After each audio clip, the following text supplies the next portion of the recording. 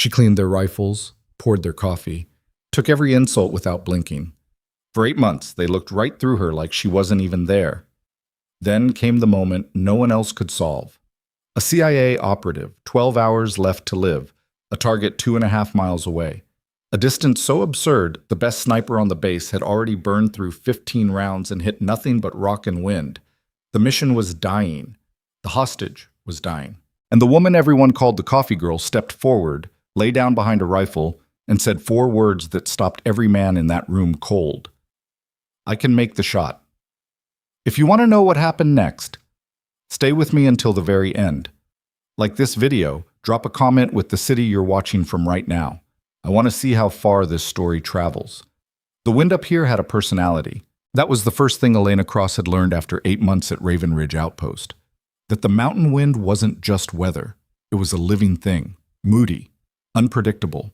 It came off the eastern peaks in long, rolling waves, dropped without warning into dead pockets of stillness, then slammed back with enough force to knock an unbraced man sideways. It carried dust that tasted like chalk and cold that found the gaps in every jacket, no matter how tight you cinched it. Elena knew this wind the way other people knew the faces of their family. She was standing at the eastern edge of the Armory Bay, a reinforced concrete room dug halfway into the hillside, smelling of gun oil and cold metal, and something that might have been mildew if mildew could freeze. When the morning briefing broke up across the compound, she could hear the voices before the men appeared. She always could. Outposts like Raven Ridge weren't big. Sound carried through walls, through doors, through the low hum of the generator that never quite drowned out the rest of the noise. Barrel alignment on the 417 is still off. That was Sergeant Decker, a broad-shouldered man with a jaw like a cinder block who communicated in complaints. I told logistics 3 weeks ago. 3 weeks. Did you actually tell them, or did you write it in a request nobody read? That was Corporal Foss, younger, wiry, always talking. Same thing. It's really not. They pushed through the armory door without knocking. Nobody knocked in the armory. Elena wasn't the kind of presence that made people remember to knock. She was already holding the HK-417 in question, had been for the last 20 minutes. Decker stopped when he saw her. Not surprise exactly. More the mild irritation of a man who'd walked to the fridge and found someone else already standing in front of it. Cross. He nodded at the rifle. What's the damage? Gas block was torqued wrong from the factory. Front sight post drifted 4 minutes of angle to the left. She set the weapon on the bench. It's fixed. Decker looked at the rifle, then at her. Then he picked it up, shouldered it, dry-fired twice toward the sandbag wall, and grunted. Should have been done last week, he said. Not thank you, not good work, just that. Like she'd returned a library book 3 days late. Yes, Elena said. It should have. He carried the rifle out. Boss followed him, already talking about something else. Neither of them looked back. Elena picked up her rag and went back to the next weapon in the row. That was Raven Ridge. That was every day. The outpost sat at 8,400 feet on a ridgeline that the military maps labeled Forward Operating Location Kestrel, though everyone who actually lived there called it Raven Ridge because of the birds. There were always ravens up here, circling, landing on the HESCO barriers, watching the humans below with the patient, unimpressed expressions of creatures who had been watching humans make poor decisions for a very long time. Elena felt a kinship with the ravens she'd never mentioned to anyone. The outpost housed a rotating cast of roughly 60 personnel, support staff, intelligence analysts, a small medical team, and the unit that mattered most to the mission profile, a 12-man special operations element officially designated as Operational Detachment Alpha 773, though they called themselves something less official and considerably less printable. They ran direct action missions into the mountain passes and occasionally deeper, into places that didn't appear on the briefing maps because acknowledging those places required paperwork that nobody wanted to sign. Elena's official role was Armorer Specialist, E5. She maintained weapons, performed field repairs, conducted zero verification after transport, and documented every firearm that moved in or out of the armory. It was good work, precise work that required patience and attention and a specific kind of quiet focus that most people found either calming or boring, depending on their nature. The operators of ODA 773 found it boring. They also found her boring. Fraud, which was perhaps more accurate to say they found her invisible, which is a different thing. Boring implies awareness. Invisible means your coffee appears on the table and nobody thinks about where it came from. She'd learned within her first week that she would not be welcomed into their circle. Not because they were cruel men, most of them weren't most of the time, but because she didn't fit the shape of what they expected in that space. She was 26, she was quiet, she was female, which at Raven Ridge still meant something it shouldn't have, though nobody would have said so directly. And she was an armorer, which meant she existed in the service of their equipment, not their missions. And that distinction mattered enormously to men whose identity was built entirely around the missions. So she stayed invisible, kept her head down, did the work, and listened to everything. The mountains of eastern Afghanistan looked different at altitude than they did in photographs. In photographs, they looked dramatic, all jagged silhouette and epic scale. In person, up close, they looked specific. Every ridge had a texture. Every valley had a particular way of channeling air. Every exposed face of stone caught light differently at different hours, which affected thermals, which affected air density, which affected the flight of a bullet over long distances in ways that accumulated into inches, then feet, then the difference between a hit and a miss. Elena had been reading those specifics every day since she arrived. She didn't tell anyone this. It wasn't a secret exactly. It just didn't occur to her that it was the kind of thing you announced. She watched the valley the way her grandfather had taught her to watch everything, quietly, consistently, with the kind of patience that most people mistake for passivity. Her grandfather's name was Raymond Cross, though people who knew him well called him Ray, and people who knew him in professional context called him Master Sergeant Cross, retired, which was the kind of title that accumulated weight with time. He had spent 22 years in the Marine Corps, the last 14 of them as a precision marksmanship instructor at Quantico and later at a private training facility in the mountains outside Glenwood Springs, Colorado, that he built himself on 8 acres of pine forest and steep-grade terrain. Because he believed strongly, with the conviction of a man who had watched good shooters fail at bad moments, that you cannot train for elevation in the flatlands. Elena had grown up on those 8 acres. Her earliest memories were of cold mornings and the smell of Hop's No. 9 solvent and her grandfather's voice, which was not a gentle voice but was a patient one, and patience in that context was better than gentleness. He taught her to read wind indicators before she was 8, grass movement, dust behavior, the way smoke from a campfire bent. He taught her to calculate holdover before she understood algebra well enough to explain it, which meant she understood the feel of the math before she understood the mechanics, which turned out to be the right order. By the time she was 12, she was shooting out to 600 yards on the range behind the facility. By 16, she was at 1,000. By 20, Raymond Cross, who had sent students to the Olympic trials and trained shooters for 3 different government programs, told her flatly that she had better natural ballistic instinct than anyone he had ever personally instructed, including himself, and that he meant it as a factual statement rather than a compliment. "I'm not proud of you," he said, which was how he gave compliments. "I'm just accurate." Then he went back to adjusting her rear bag position, and the moment passed. She had thought, at various points in her 20s, about what to do with that. She'd considered professional competition shooting but found the tournament environment claustrophobic. The controlled ranges, the known distances, the absence of real variables. She'd considered applying directly to military sniper programs, but the formal pipelines required paths she didn't have. She'd ended up enlisted, working her way through training, landing the armorer role because her technical knowledge of weapon systems was genuinely exceptional, and arriving at Raven Ridge with a particular set of skills that nobody at Raven Ridge knew she possessed. She hadn't hidden it exactly, she just hadn't mentioned it, and nobody had asked. The intelligence came in at 0347. Elena wasn't supposed to know this. She found out the way she found out most things at Raven Ridge, by being in the right place at the wrong time and having the kind of face that made people forget she was in the room.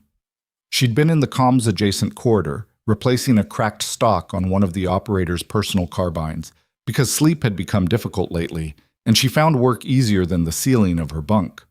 The door to the S2 intelligence section was partially open. The voices weren't raised. But at 0347 on a Wednesday morning, Raven Ridge was quiet enough that a conversation 2 rooms away might as well have been in the same room. "We have confirmation on the target location."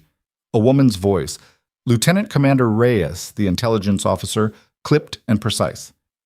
Nassar is at the Bashir compound, eastern approach. He has the package. The package. Elena kept her hands moving on the carbine stock. In intelligence terminology on this particular outpost, the package had meant one thing for the last 11 days. Marcus Webb, 39, CIA case officer, taken from a safe house in the Tangi Valley 11 days ago by a cell operating under the command of Karim Nassar. Nassar.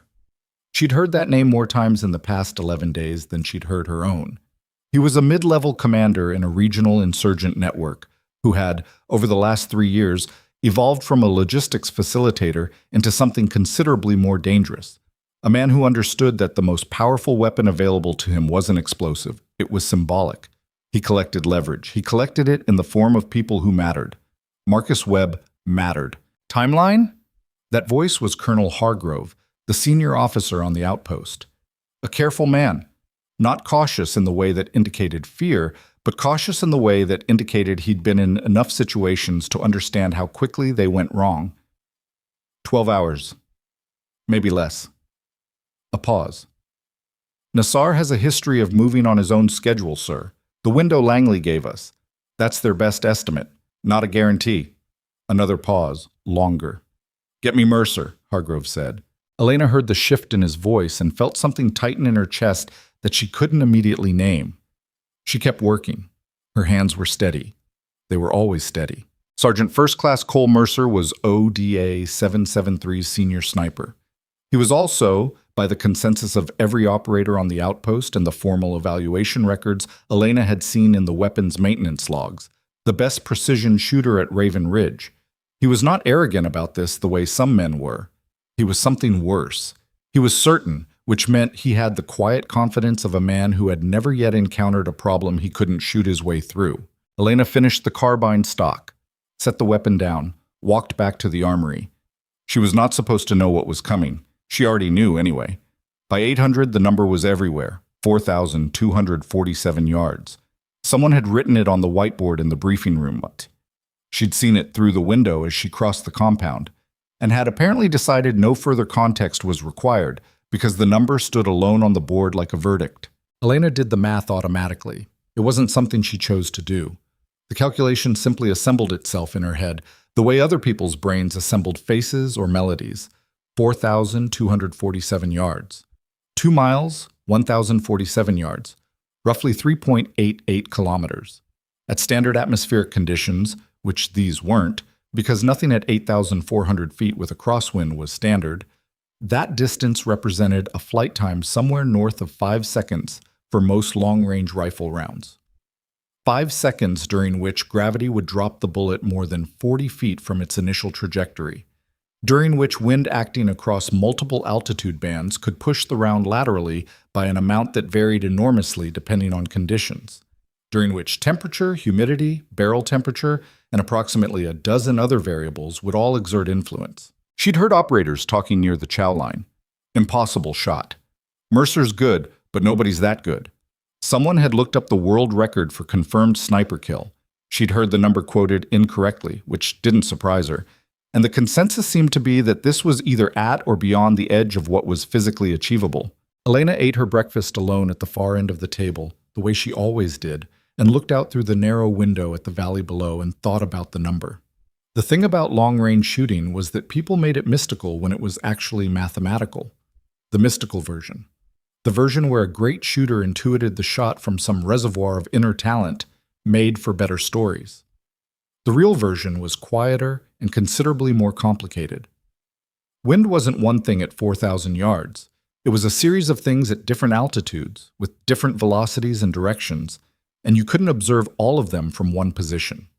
You built a model. You estimated, you refined, and then, at the critical moment, you waited for the conditions to align with your model for long enough to release the shot. The word impossible was doing a lot of work in those conversations across the compound. Elena had learned to distrust that word. Her grandfather had used it exactly once in her presence, when she was 15 and had missed a 1,200-yard target 4 consecutive times in deteriorating wind and failing light. And he had said, Either the shot is impossible or your preparation is insufficient. Those are two different problems. Know which one you have before you quit. She had gone back to the bench and hit the target on the fifth try. She thought about that now. The mission briefing happened at 1100. Elena wasn't invited. She found out about it the same way she found out about most things, through the supply window that faced the east wall of the briefing room, while she stood inventorying her long-range optics in a way that required her to be exactly at that window for the duration of the briefing. She listened to Mercer ask the right questions. What was the terrain profile between the firing position and the target? Was there a clear line of sight? What was the current density altitude? What atmospheric data did they have? Good questions. The right questions. She listened to Lieutenant Commander Reyes answer them with the information available, which was thorough but incomplete in the way that intelligence is always incomplete when collected from satellite imagery rather than direct observation. She listened to Mercer say, with the measured confidence of a man who had earned the right to be confident, "We can do this. It's a difficult shot, but we can get it done." She listened to Hargrove say, "You have 12 hours. Don't waste any of them." Then she stood at the supply window for a moment longer and looked at the equipment laid out before her and thought about something her grandfather had said so many times it had become less a lesson and more a reflex. Confidence is not the same as preparation. Mercer's confidence was real. His preparation for this specific shot, given what she knew about the equipment selected and the conditions she'd observed over 8 months, that was a different question. She didn't say this out loud. She went back to her inventory. The team inserted at 1340. Elena watched them gear up from the armory doorway.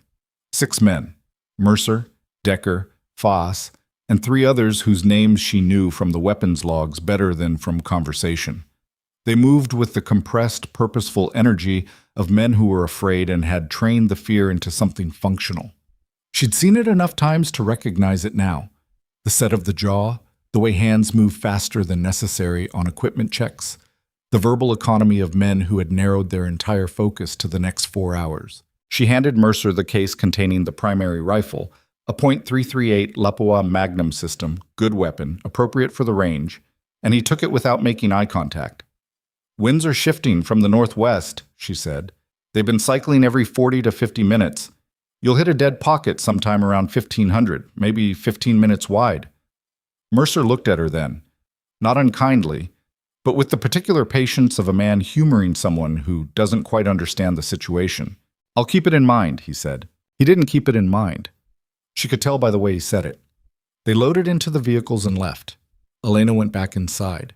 She walked to the east-facing wall of the armory, where she'd mounted a small observation mirror 3 months ago during what she'd told the supply clerk was a workspace optimization initiative. She looked at the valley below.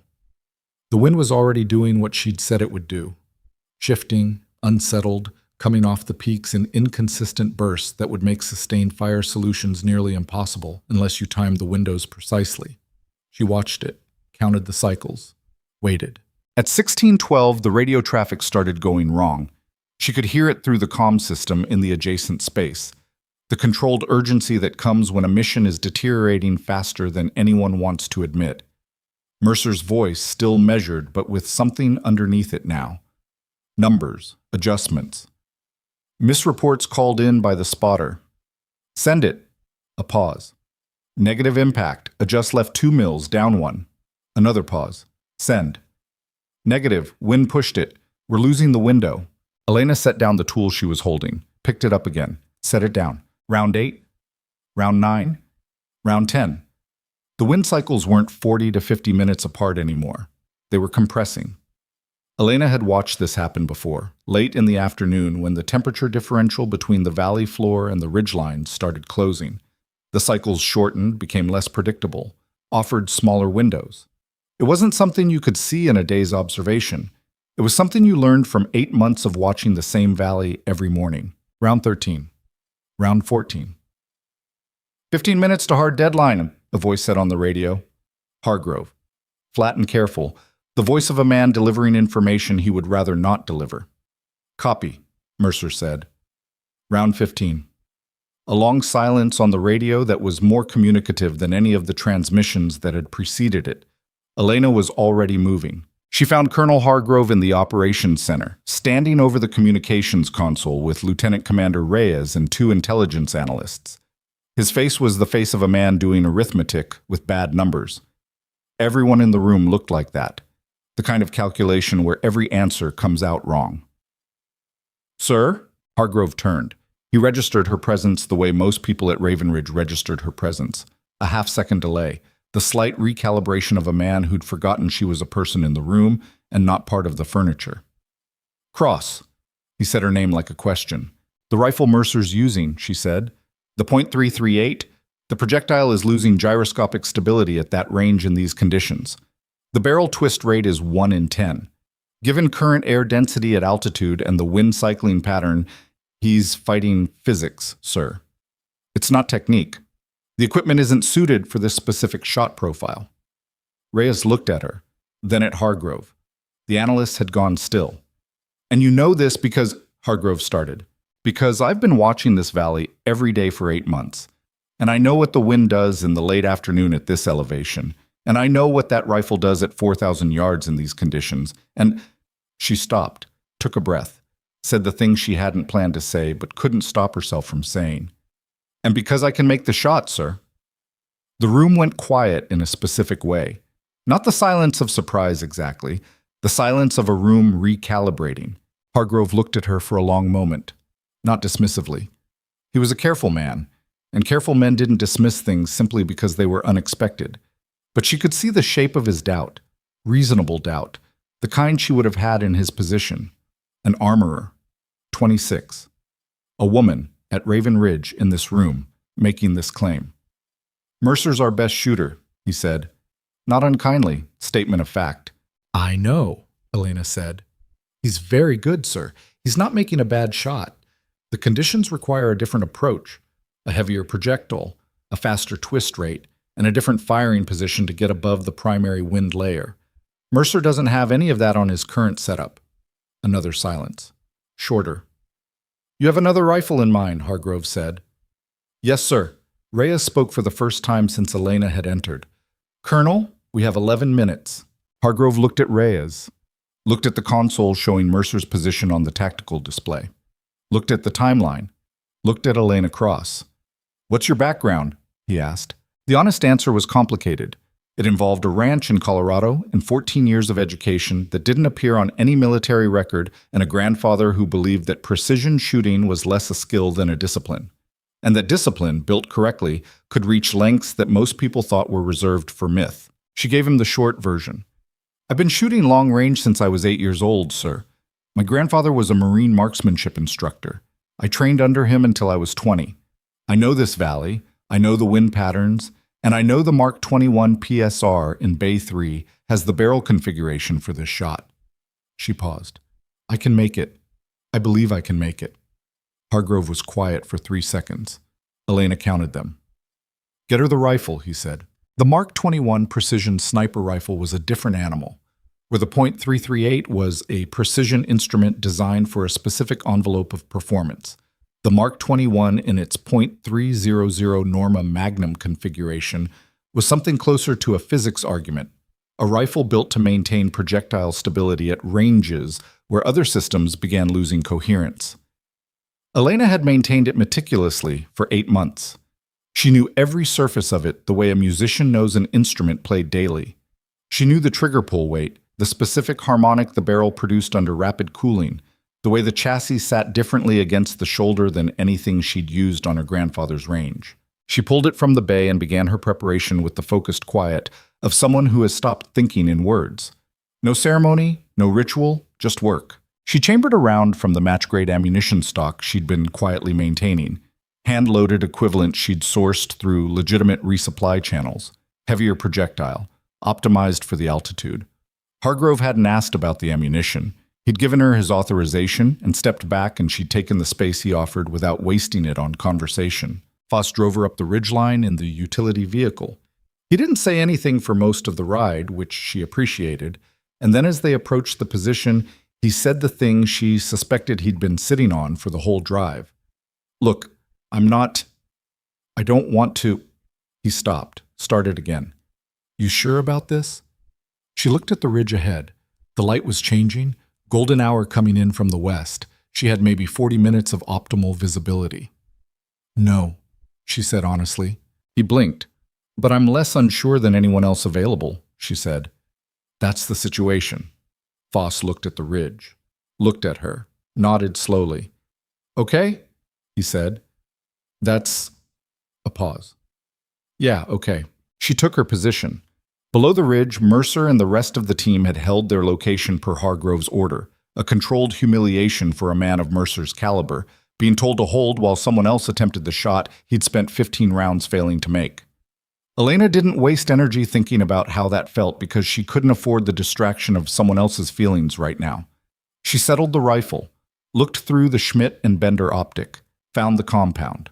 At 4,247 yards, the target zone was a small dark shape in a complex of similarly small dark shapes. The intelligence had given her a specific window, a covered area between two walls where Nassar conducted his communications. Exposed to this particular angle of observation for brief intervals during what his cell believed was a protected period of the afternoon. They believed they were safe at this distance. Elena began building her solution, the wind. She had been watching this wind for 8 months. It moved in layers at this altitude, a slower surface flow and a faster elevated current that ran roughly perpendicular, and between them a variable band that shifted in direction by as much as 30 degrees during the afternoon thermal cycles. Most shooters tried to wait for calm. Elena had learned from her grandfather that calm was often a trap. The wind didn't stop, it just gathered itself before the next change, and the gathered moment was frequently more unstable than the moving moment. What you looked for was consistency, a cycle in its predictable phase, a window where the variables were, if not controllable, at least knowable. She watched. 30 seconds. A minute. The wind moved across the valley below in patterns she'd cataloged in her memory over 240 days of observation. She could see the grass movement on the distant slopes, the dust behavior near the compound walls, the subtle lean of a communication antenna at the outpost's eastern edge. She built the picture: elevation, windage, density-altitude correction, Coriolis drift.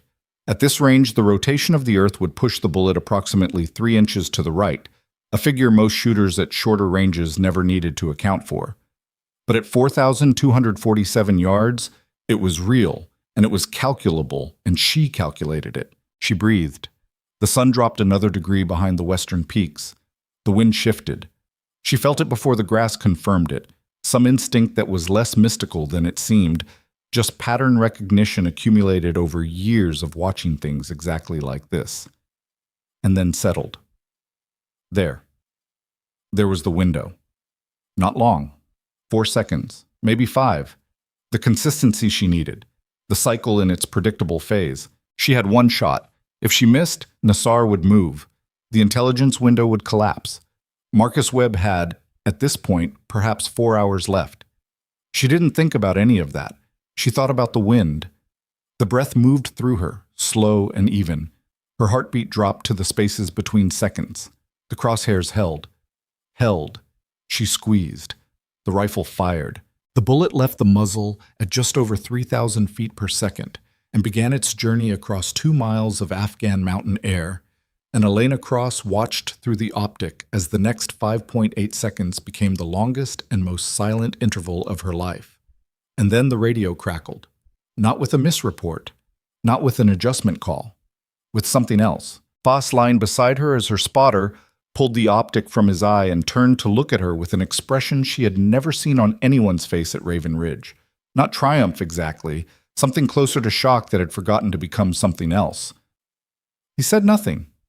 He didn't need to. The radio did the work. Target down? 3 syllables. They sat in the thin mountain air as the wind moved across the ridge around them, indifferent, continuous, the same wind it had always been. And then the second transmission came through, and the voice on the other end wasn't calm anymore, and what it said sent ice through Elena's chest in a way the impossible shot never had.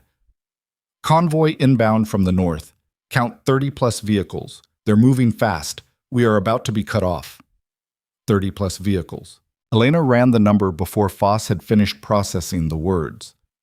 30 vehicles moving fast from the north meant they had, at most, 8 minutes before the lead element reached the only viable extraction corridor, a narrow pass between two ridge lines that the mission planners had designated as the primary egress route because it was the only egress route.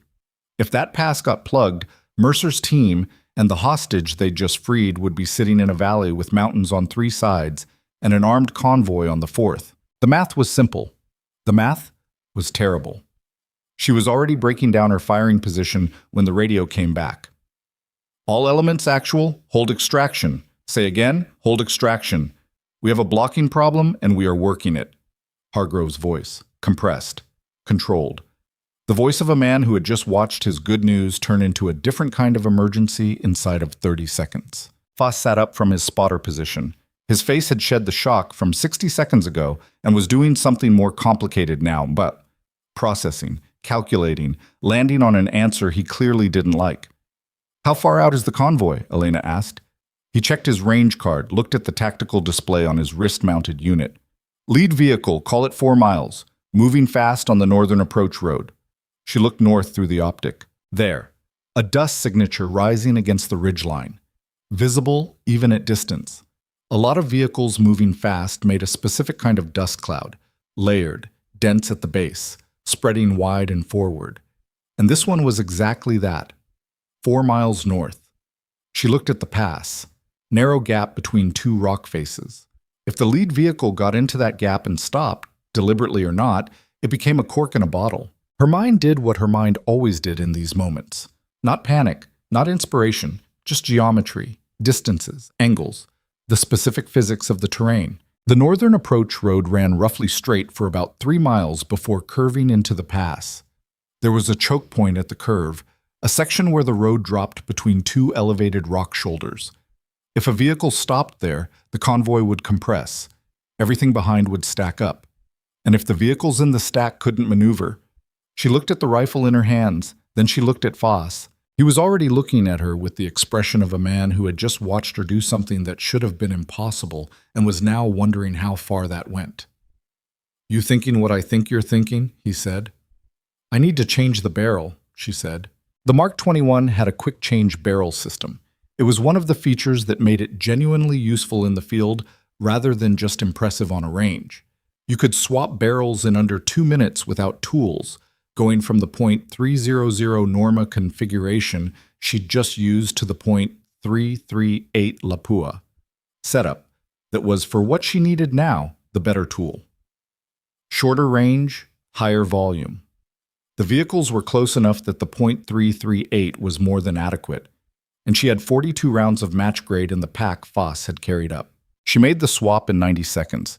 Her hands moved without thought. Barrel off, barrel on, tension check, cycle the action. The mechanical familiarity of it was almost calming. Almost. "You need to tell Hargrove what you're doing," Foss said. "Tell him. I'm your spotter, Cross. You're the shooter. I can't authorize—" "I'm not asking you to authorize it. I'm asking you to tell him." She settled back behind the rifle. Found the convoy in the optic. Lead vehicle, big pickup, 4 men visible, moving at speed. Tell him I can hold that pass if I can stop the lead and trail vehicles before the middle of the convoy reaches the curve. Foss keyed his radio, relayed the message. His voice was steadier than she expected. Hargrove's response came back in 4 seconds. "Cross, confirm you have eyes on the convoy?" "Affirmative," she said. Foss relayed. "Confirm you can engage at current range?" She looked at the lead vehicle. The rangefinder on Foss' unit put the lead vehicle at 2,840 yards in closing, well within the .338's reliable envelope under current conditions.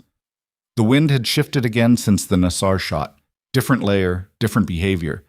But she'd been watching it for the last 3 minutes, and she had it. "Confirm," she said. A pause on the radio that lasted exactly 3 seconds. She counted. "You are authorized to engage. Break the convoy. Don't let them reach that pass." Foss lowered the radio, looked at her, said nothing, which was the right thing. Elena Cross found the lead vehicle's engine block in her crosshairs, adjusted for the movement. A moving vehicle at this range required a lead calculation, the bullet's flight time against the vehicle's speed, and waited for the wind to cycle into the phase she wanted. 3 seconds. She fired. The lead vehicle lurched hard left and stopped. Not dramatically, not the way it happened in movies, where trucks erupted in columns of flame on the first shot. The engine block took the round, the vehicle simply ceased to function, and the driver lost control in the deceleration, and the truck nosed into the road shoulder at an angle that blocked approximately 60% of the road width. Not enough. She was already moving to the rear vehicle, the convoy's tail. If she could stop the tail vehicle in the straight section before the curve, the convoy would be strung out across 3 miles of road, lead blocked, tail blocked, middle compressed, and unable to maneuver. The rear vehicle was the harder shot.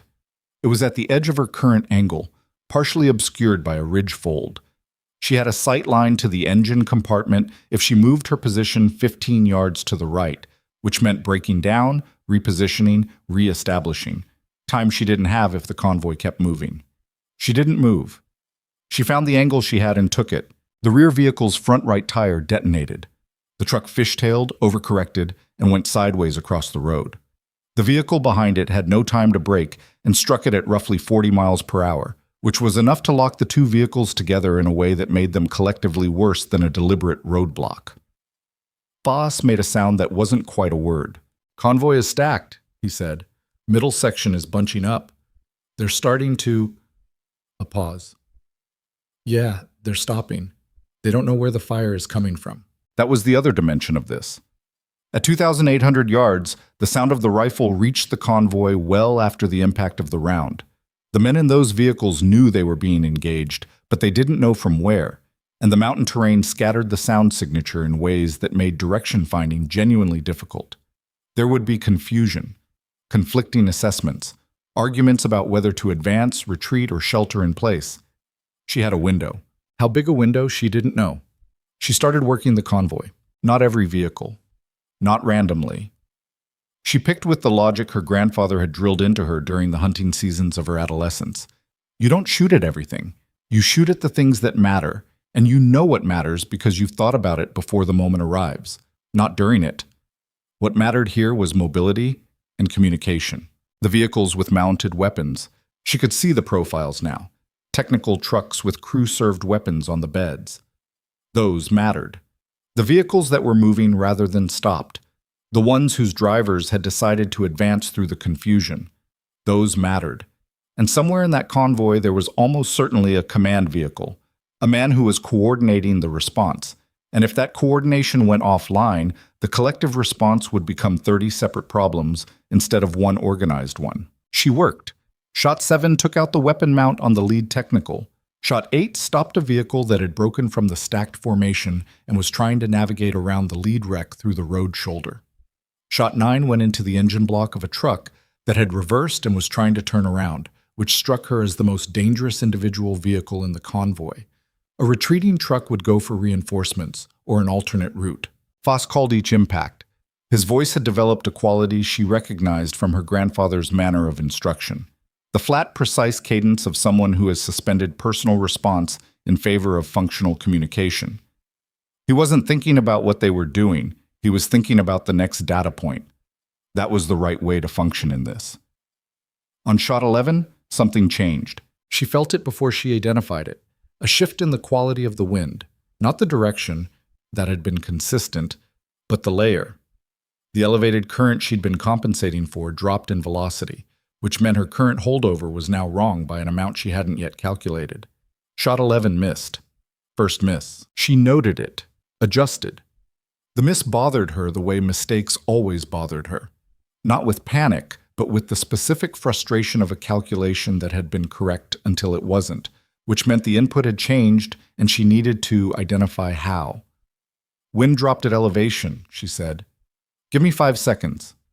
Foss didn't respond, which meant he understood. She watched the grass on the valley floor, watched the dust near the convoy, built the new picture. "Ready," she said. Shot 12. Engine block, mid-convoy command vehicle. She'd identified it by the antenna array and the fact that 2 men had run to it after shot 9, which was the behavior of men going to where decisions were being made. The command vehicle stopped moving. She was on shot 18 when the radio came back. Not Hargrove. Mercer. Cross. His voice, she hadn't heard it since the misreports from the failed firing position an hour ago. It was a different voice now. She couldn't have said exactly how. Not softer, not warmer, just different. Like something had been removed from it. She didn't stop watching the convoy. Go ahead. We have the package. He's ambulatory, barely. We can move in 5 mics, but I need that pass clear. I know, she said. A pause. How many rounds you have left? She counted. 24. Another pause. Longer. The kind that meant he was doing the math the same way she was, and the math was coming out the same way for both of them. The pass, he said. Whatever you can do. Copy, she said. She looked at the convoy through the optic. The stacking had worked. The vehicles were compressed and confused, and the command element was down, but approximately 6 vehicles in the forward section had managed to begin moving again, navigating around the disabled lead truck by going partially off-road on the shoulder. Slow going, but they were moving. If they stayed on that trajectory, the first vehicle would reach the pass in 4 minutes. 4 minutes. 24 rounds. The pass itself was the variable. It was narrow. She'd studied the satellite imagery, knew the exact dimensions, and a single vehicle stopped in it would block the passage effectively. But she couldn't stop a vehicle in the pass from this angle. The rock faces created a coverage gap. She'd seen it when she first assessed the terrain, and it was the one limitation she hadn't fully solved. She needed to stop the convoy before it reached the pass, not inside it. And the 6 vehicles navigating the shoulder were now close enough to each other that they were committed to the path. They weren't going to stop unless she gave them a reason. She gave them a reason.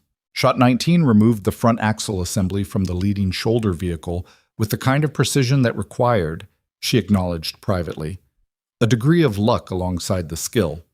It was an angled shot at a moving target at 2,600 yards, and the wind was in transition, and she needed it to go where she needed it to go, and it did, which she accepted without ceremony. The vehicle stopped diagonally across the shoulder route. The 5 vehicles behind it braked and stacked. She had bought time. Maybe 3 minutes, maybe 4. Voss was talking onto radio, relaying positions, timing, updating Mercer's team on the convoy status. Elena processed his voice in the background the way she processed wind readings and ambient temperature. Continuous awareness, not focused attention. She needed her focus in the optic. She also needed to solve the problem that had been forming in the back of her mind since she first looked at the terrain. The blocked shoulder route had created a secondary compression point, but it wouldn't hold. The drivers would figure out the geometry. Some of them would backtrack and try the other shoulder approach. Maybe 2 minutes before the first one tried it, and she didn't have the angle to stop that vehicle until it was almost at the pass. Almost. She moved her position. Not far. 12 yards east along the ridge, which required her to break down the rifle and reestablish, which she did in under 60 seconds, because she'd rehearsed position changes in her mind during the 8 months she'd spent looking at this ridge and wondering what she would do if this situation ever happened, which it never had, until today. From the new position, she had a partial line of sight to the alternate shoulder approach. Partial. Meaning she could engage vehicles in the first segment of it, but not the last. Meaning she could add another delay, but not a permanent block. What she needed was a permanent block. She looked at the terrain between her current position and the pass, the roadbed itself, the rock shoulders above the road on the western side where it narrowed. Her grandfather had never taught her this specifically. He'd taught her ballistics, wind reading, patience, and the fundamental truth that shooting was a problem-solving discipline. He'd taught her to look at terrain the way engineers looked at structures. Where were the load-bearing elements? Where were the vulnerabilities? What would happen if you removed the right piece? She was looking at that now. The western rock shoulder above the pass approach had a specific formation, a shelf of fractured shale overhanging the roadbed. She'd noticed it in the satellite imagery and cataloged it as a terrain feature of interest without knowing exactly why. Now she knew why. She stared at it for a long moment. This was not what rifles were for. Rifles were for specific targets, people, vehicles, equipment with defined vulnerable points. What she was considering was different. It was architectural. It was the kind of shot that existed in the gap between physics and improvisation. It was also the only option left. Voss, she said. He looked at her. I need you to listen to me very carefully and tell me if I'm wrong. She walked him through it. 30 seconds, the overhang, the fracture lines visible even at this distance. The specific impact point that would, if she was reading the geology correctly, start a collapse sequence that would deposit enough rock on the roadbed to make the pass impassable to vehicles for long enough to matter. She could see him processing it, could see the moment he decided it was either smart or crazy, and the moment after that when he realized those weren't mutually exclusive. "You miss," he said, "and you waste rounds we don't have." "Yes." "You hit wrong, and you just put dents in rock." "Yes." "You hit right, and we block the pass." "Yes." He looked at the overhang, looked at her, blew a breath out through his nose. "How sure are you about the fracture lines?" 80%. Another breath. "That's a lot of not 20%. "I know." She waited. She wasn't asking for his permission. She'd established that the decision authority here was hers and Hargrove's, not his. But she valued the friction. Her grandfather had built her training around the idea that confidence and feedback were not enemies. The best shooters she'd known were the ones who genuinely wanted to be told when they were wrong, because being wrong was correctable, and being correct while uncertain was more dangerous than being wrong while informed. "Take the shot," Foss said. "But if this goes sideways, I never saw it." She almost smiled. She found the fracture point in the optic, adjusted her elevation. The shale shelf was at roughly 1,900 yards, shorter than anything she'd taken today, and under normal circumstances, it would be a straightforward shot. What made it complicated was the specific geometry of the impact point and the fact that she had genuinely never done this before and was working entirely from first principles and pattern recognition and the particular mechanical intuition that 14 years of training had left in her hands and eyes. She breathed, fired. The round hit 18 inches left of her intended point. She'd expected the wind, she'd corrected for it. But the thermal interaction near the rock face had altered the terminal trajectory in the last 200 yards and pulled the round into the margin. Nothing happened. She fired again. 12 inches right of the first impact, 7 inches from the intended point. Still not enough. Foss said nothing. She felt his silence like a presence. She looked at the fracture lines again, adjusted her mental model. The problem wasn't her reading of the wind. The problem was that the target point she'd selected was slightly wrong. She could see that now from the impact patterns. The fracture went deeper than the overhang suggested, which meant the real leverage point was 18 inches lower and to the left, below the visible shelf. She adjusted, fired. The sound that came back across the valley was different from the sound of a round, striking rock. She felt Foss tense beside her before she'd fully processed it herself. A low, concussive rumble, building rather than instantaneous, the sound of a structural failure propagating through stone rather than the sharp crack of impact. The overhang moved, slowly at first, then faster.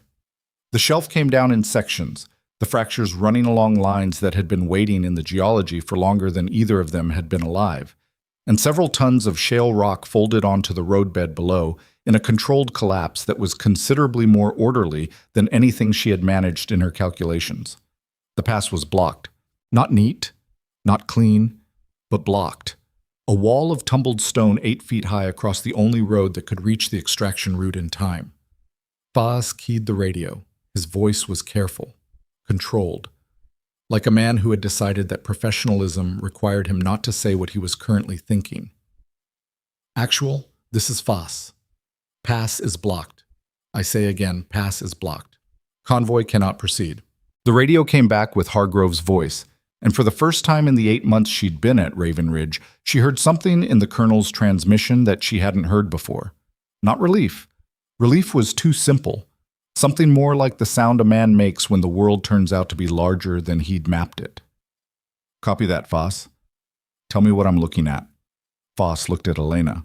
She was already breaking down the rifle, her hands steady, her face neutral. The same face she brought to every morning in the armory, cleaning weapons that belonged to men who would walk past her without acknowledging she was there. "Tell him the convoy can't proceed," she said quietly. "Tell him the extraction route is clear. Tell him they have their window." She did not say anything else. She didn't need to. The extraction window was 4 minutes and 17 seconds.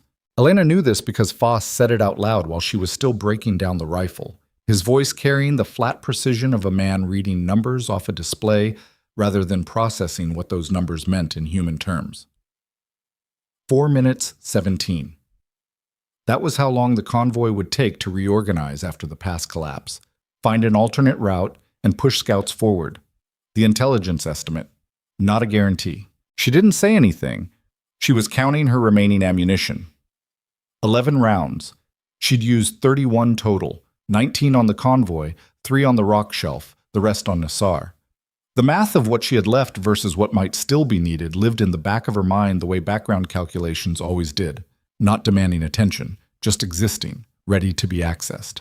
The radio gave them Mercer's voice every 90 seconds. Status updates, clipped, functional.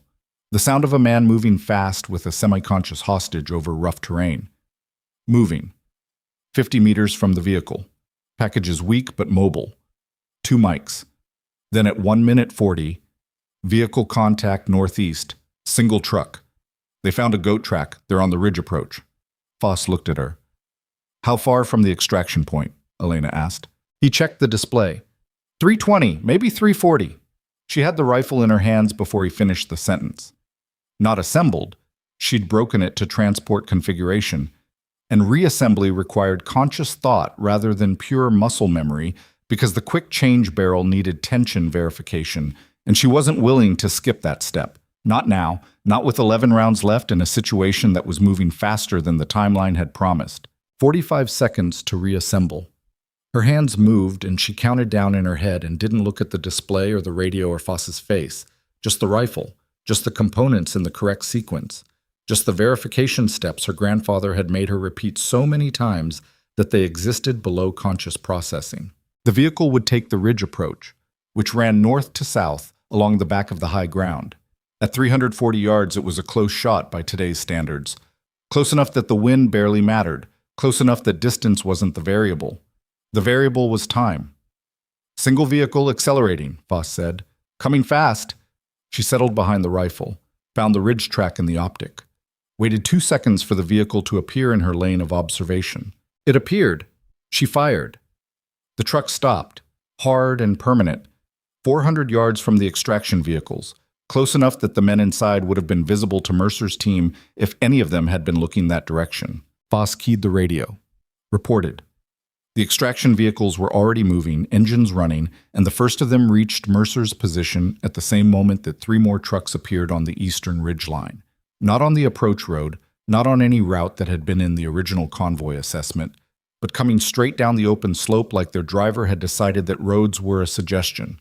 Elena found the lead vehicle, shot 9 from this position, shot 33 overall. The lead truck turned sideways on the slope, and the 2 vehicles behind it scattered, one braking hard, one cutting left to avoid the stopped vehicle, and hitting a grade change that put it at a 45-degree angle it wasn't built to handle. Package is in the vehicle, Mercer's voice. We are moving. South route. Confirm. South is clear.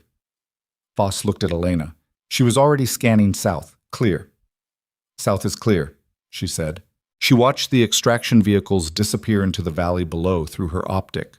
Then she broke down the rifle again, and Foss called for their own pickup, and the 2 of them sat on the ridge in the particular silence that descends after sustained noise. A silence that has texture, that presses against the ears like something physical. The wind moved through the gap between them, the same wind it had always been. Foss said, after a while, "You want to tell me how you did that?" She thought about it. Which part? He didn't answer immediately. A long breath out. Any of it. All of it. He looked at the valley below, at the stacked and disabled convoy now visible from this angle as a disorderly collection of stopped vehicles strung across 3 miles of mountain road. The rock shelf. I've never seen anyone do that. I didn't know you could do that with a rifle. You probably can't, she said, most of the time. But today the geology cooperated. He looked at her. That's not an answer. No, she said, it's not. She picked up the rifle case. Foss stood, brushed dust from his knees, and looked at her with an expression she didn't fully recognize on a face she mostly saw in passing. Something had shifted in the way he was looking at her. Not reverence. She didn't want that. Wouldn't have known what to do with it. More like someone who had recalculated a distance and found it considerably longer than the original estimate. The ride's 12 minutes out, he said. Okay. They waited in silence. The Ravens came back. The helicopter landed at Raven Ridge at 1847. Elena was in the armory. She had come back on a separate vehicle from the extraction team. Foss had ridden back with Mercer's Element, the practical geometry of available seats in the transport. And she'd had 40 minutes in a vehicle by herself, which was the most private she'd felt in 8 months. She'd spent 20 of those minutes watching the road, and 10 of them going over the shots in sequence, and 10 of them thinking about her grandfather's ranch and the way the light fell across the eastern slope in late afternoon, which was very similar to the light up here, which she had noticed on her first day and never told anyone. She'd come into the armory, set the rifle case down, started the post-mission maintenance log, and was 40 minutes into the cleaning process when she heard the helicopter. She kept working. She was field stripping the 4th weapon in the maintenance queue, not from today's mission, just the regular rotation, when she heard voices in the compound. More voices than normal, and at a different register. The sound of men who'd come back from somewhere and had things to say about it. She kept working. The armory door opened 17 minutes after the helicopter landed. Not Foss, not Hargrove, not anyone she'd been expecting. Mercer. He was still in his kit, hadn't even taken off his plate carrier. There was a cut on his left forearm. She could see where the sleeve had been pushed up, the kind of cut that happens when you're moving fast through brush. His face had the drawn, depleted look of a man who had been running on adrenaline for 4 hours and was now running on the fumes of that. He looked about 10 years older than he had at the briefing that morning. He stood in the armory doorway and looked at her. She looked back. Neither of them spoke for a moment. Hargrove wants you in the operations center, he said finally. When? Now would be the word he used. She set down the cleaning rod, looked at her hands, gun oil and carbon residue, the standard texture of this work. She picked up the rag, cleaned her hands as much as the rag would allow. Mercer hadn't moved from the doorway. You staying? She asked. I'll walk you over. She didn't know what to do with that. She picked up the maintenance log, capped the solvent bottle, walked to the door. Mercer stepped back to let her through and then walked beside her across the compound. Not behind her, not ahead of her, but at the same pace on the same line, which was a small thing but was also not small at all. He said halfway across the compound, How far have you been shooting before this? Long time, she said. How far, though, distance? She thought about it. My grandfather had a range that went out to 1400. I've shot further with the right setup. He absorbed that. His face didn't change, which was interesting. Most people's faces changed when she said that. Since when? I was 8 when he started. Seriously, maybe 12 or 13. Another silence. Longer. You've been here 8 months, he said. Yes. And you've been watching the valley. Every day. He stopped walking. They were 20 yards from the operations center door. He stopped and she stopped, and he looked at her with an expression that she had to interpret slowly because she had very little reference for it from him specifically. I burned through 15 rounds, he said. I had the best dope I could build with what I had, and I burned through 15 rounds, and I was getting ready to call it. The equipment wasn't suited for the conditions, she said. I told you that before the mission. You did. You said you'd keep it in mind. I did say that. A pause. I didn't keep it in mind. She looked at him. He looked at her. The wind moved across the compound between them. No, she said. You didn't. He nodded once, slowly. The nod of a man acknowledging something he'd rather not acknowledge, which was the only kind of acknowledgement worth anything. Hargrove's waiting, he said. They walked the rest of the way in silence. The operations center was full in a way it hadn't been that morning. Both intelligence analysts, Lieutenant Commander Reyes, the team medic, Decker, Foss, 2 other members of ODA 773, and Colonel Hargrove standing at the head of the room with his hands behind his back and the expression of a man who has been doing a lot of fast thinking in a short time and has arrived somewhere he didn't expect. Marcus Webb was not in the room. He was in the medical bay, she'd been told, dehydrated, bruised, several ribs, possibly cracked. Alive? Alive was the relevant fact. Hargrove looked at her when she entered, looked at Mercer behind her. Something passed between the colonel and his senior operator, a look that communicated something she couldn't fully read, too brief and too layered. Specialist Cross, Hargrove said. Sir? Sit down. She sat. So did Mercer, at the far end of the table. Foss was already seated and had been looking at the wall in a way that suggested he was very carefully not looking at anyone. Hargrove walked to the end of the table closest to the display screen. He didn't sit. I'm going to need you to walk me through today, he said, from the beginning. Your read on the conditions, the equipment selection, the engagement sequence, all of it. Elena looked at him. That's going to take a while. I've got time now. His voice was not unkind. It was the voice of a man who had discovered a resource in his inventory that wasn't on any of his manifests and was trying to understand what he was actually holding. She started talking. She was methodical about it. She'd learned that from Elena Cross, who believed that the debrief was as important as the mission itself, that the value of any operation existed partly in what it taught you if you were willing to examine it honestly.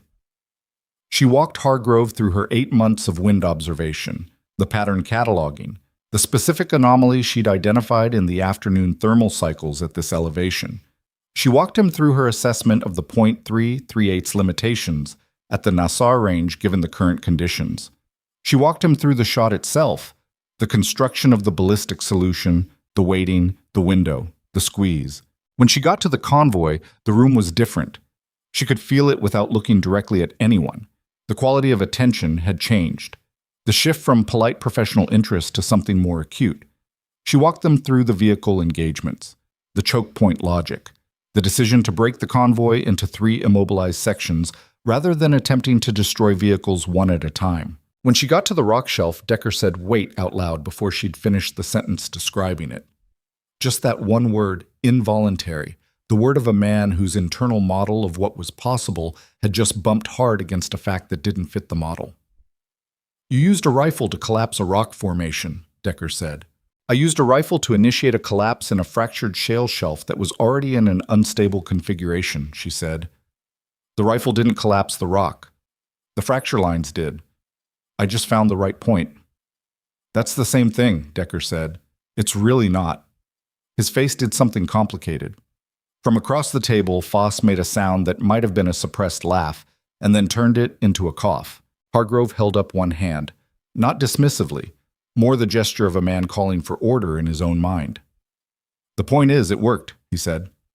This time, Elena said, with those specific fracture lines, that specific overhang geometry, and sufficient rounds to probe the right impact point. It's not a repeatable technique in the general sense. It was specific to that formation. You'd still done that analysis before you took the shot, Hargrove said. Yes, sir. How long before? She thought about it honestly. I identified the formation as a potential asset maybe 3 months ago. I didn't develop an actual engagement solution until I was on the ridge today and running low on other options. Hargrove looked at her for a moment. Then he looked around the room. Does anyone have questions for Specialist Cross about the technical aspects of today's engagement? His voice was neutral in a specific way. Neutral the way a door held open is neutral, not demanding anyone walk through it, but making the option very clear. Nobody spoke for a moment. Then Mercer said, "The normal load. Was that standard issue?" She met his eyes across the table. "No. I've been building equivalent hand loads from components in the resupply chain, heavier projectile, optimized powder charge for this altitude." A beat. "That's outside protocol," Mercer said. Not accusatory, just stating. "Yes," she said. "And you've been doing it for how long?" 6 months. Another beat, longer. "Because you thought you might need it," he said. She didn't answer immediately because the honest answer was complicated. She had built those loads because the available ammunition was inadequate for what she'd been looking at every day from the armory window, the terrain, the ranges, the atmospheric conditions. She had built them because the work required it, and she did the work properly. She had not built them because she was planning to use them herself. She hadn't known she was planning that until the moment she was doing it.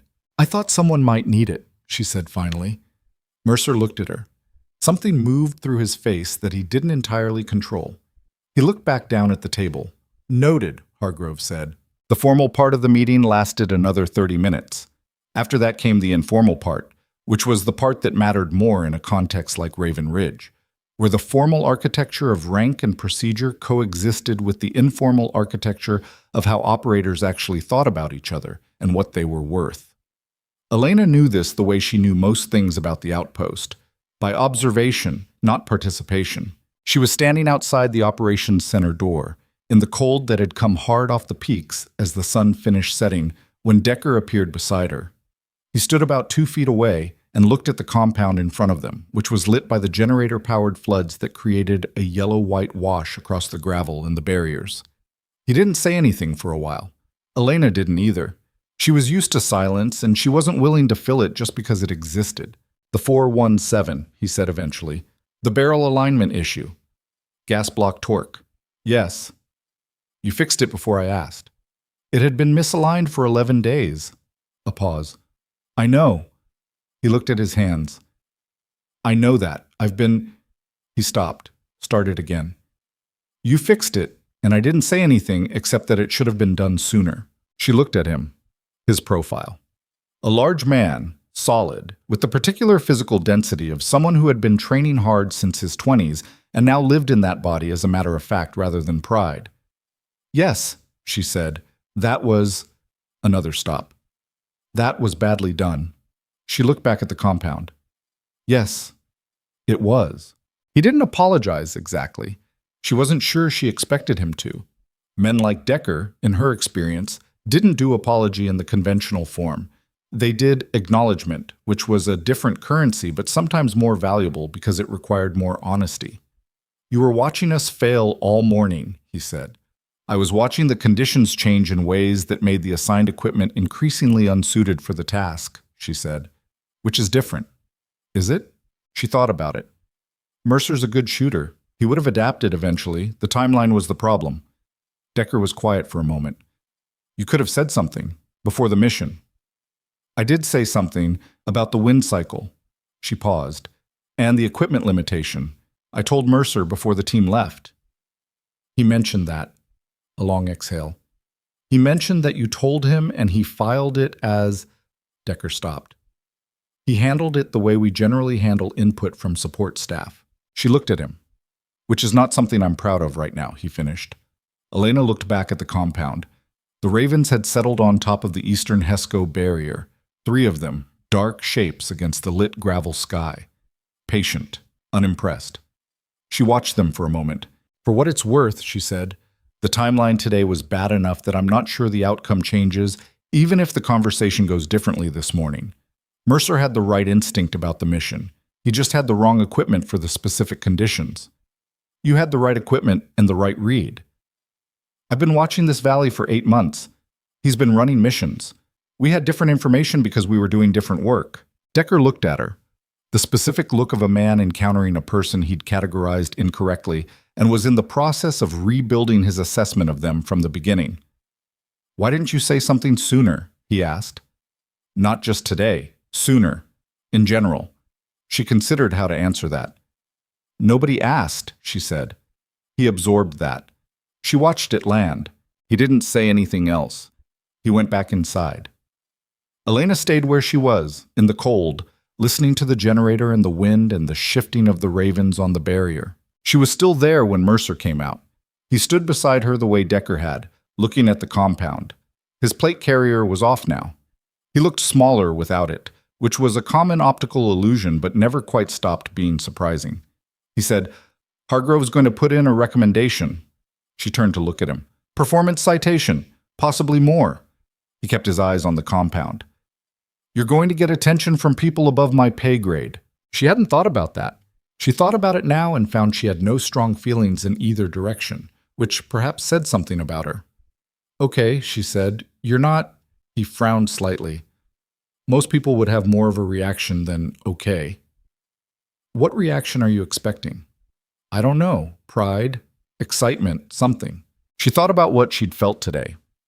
The shot, the convoy, the rock shelf, the 11 rounds left at the end and the extraction vehicles disappearing into the valley below. What she'd felt, mostly, was the sequential logic of one problem leading to the next. The mathematics, the wind, the weight of the rifle and the breath going out and the variables aligning into something workable, if not clean. She'd felt the miss on round 11 with the particular sharpness of an error that couldn't be undone, only corrected. She'd felt the rock shelf collapse as something close to relief. The specific relief of a calculation confirmed, not triumph, because triumph required the space to step back and evaluate, and she'd had no such space today. "I'm glad it worked," she said. "I was less than certain it would." Mercer looked at her finally, direct. "Which part?" "The rock shelf." And a pause. She didn't usually say this kind of thing out loud. "The first shot. The Nassar shot. I was as prepared as I could be. I was still not certain." "You didn't look not certain." "I know." She looked at him. Being uncertain and looking uncertain are different problems. One of them is information, the other is just noise. He was quiet. The generator hummed. The ravens shifted. "Where did you train?" he asked. She told him. Not the full story, not yet, and maybe not to him specifically, but enough. Colorado. 8 acres. A man named Raymond Cross, who had spent 22 years in the Marine Corps and another decade building shooters in a mountain facility, and who had, in the way of genuinely skilled teachers, given his best student the tools to exceed him without quite planning for what that would look like. Mercer listened. He didn't interrupt. When she finished, he said, "Why didn't any of that end up in your file?" "I'm an armorer." "You're clearly not just an armorer." "I didn't know I was going to need to be anything else," she said, and then, because it was honest.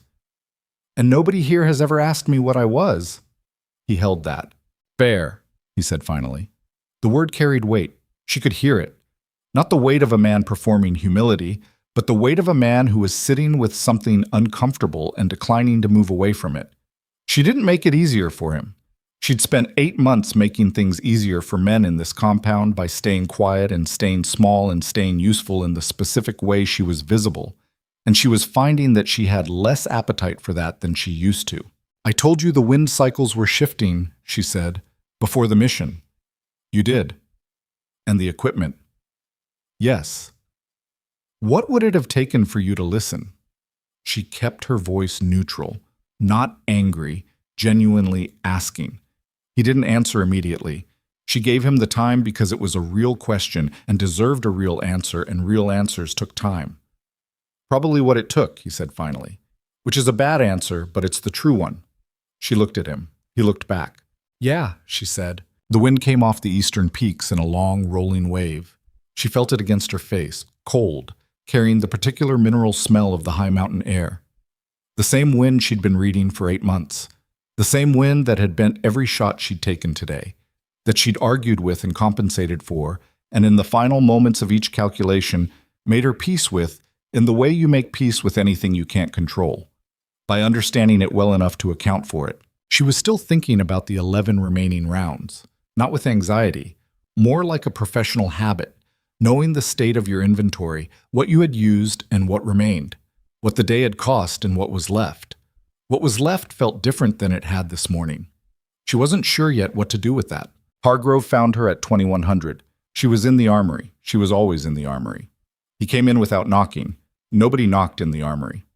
And stood just inside the door with the expression of a man who has made a decision and is now in the process of delivering it. "Sit," he said. Then, "Actually, you don't have to sit. I'll keep this short." She kept working on the rifle in front of her. "I'm filing a formal commendation for today's actions," he said. "Combat effectiveness under fire. Creative solution implementation. I'm also filing a separate report to battalion detailing your capabilities and recommending an immediate review of your current assignment." She looked up at that.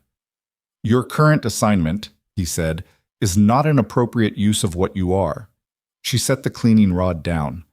"What I am," she said, "is an armorer specialist." "That's what your file says." "That's what I am." He looked at her steadily, not the look of a man dismissing what she'd said, the look of a man choosing not to argue with it while also making clear he thought it was incomplete. "I'm not taking you out of this role," he said, "not unilaterally. That's not my call, and I don't think it should be yours, made in the next 5 minutes. But I want you to know that the conversation is going to happen." He paused. "And I want you to know that when it does, you have my full support for wherever it leads." She looked at him. He looked at her. "Thank you, sir," she said.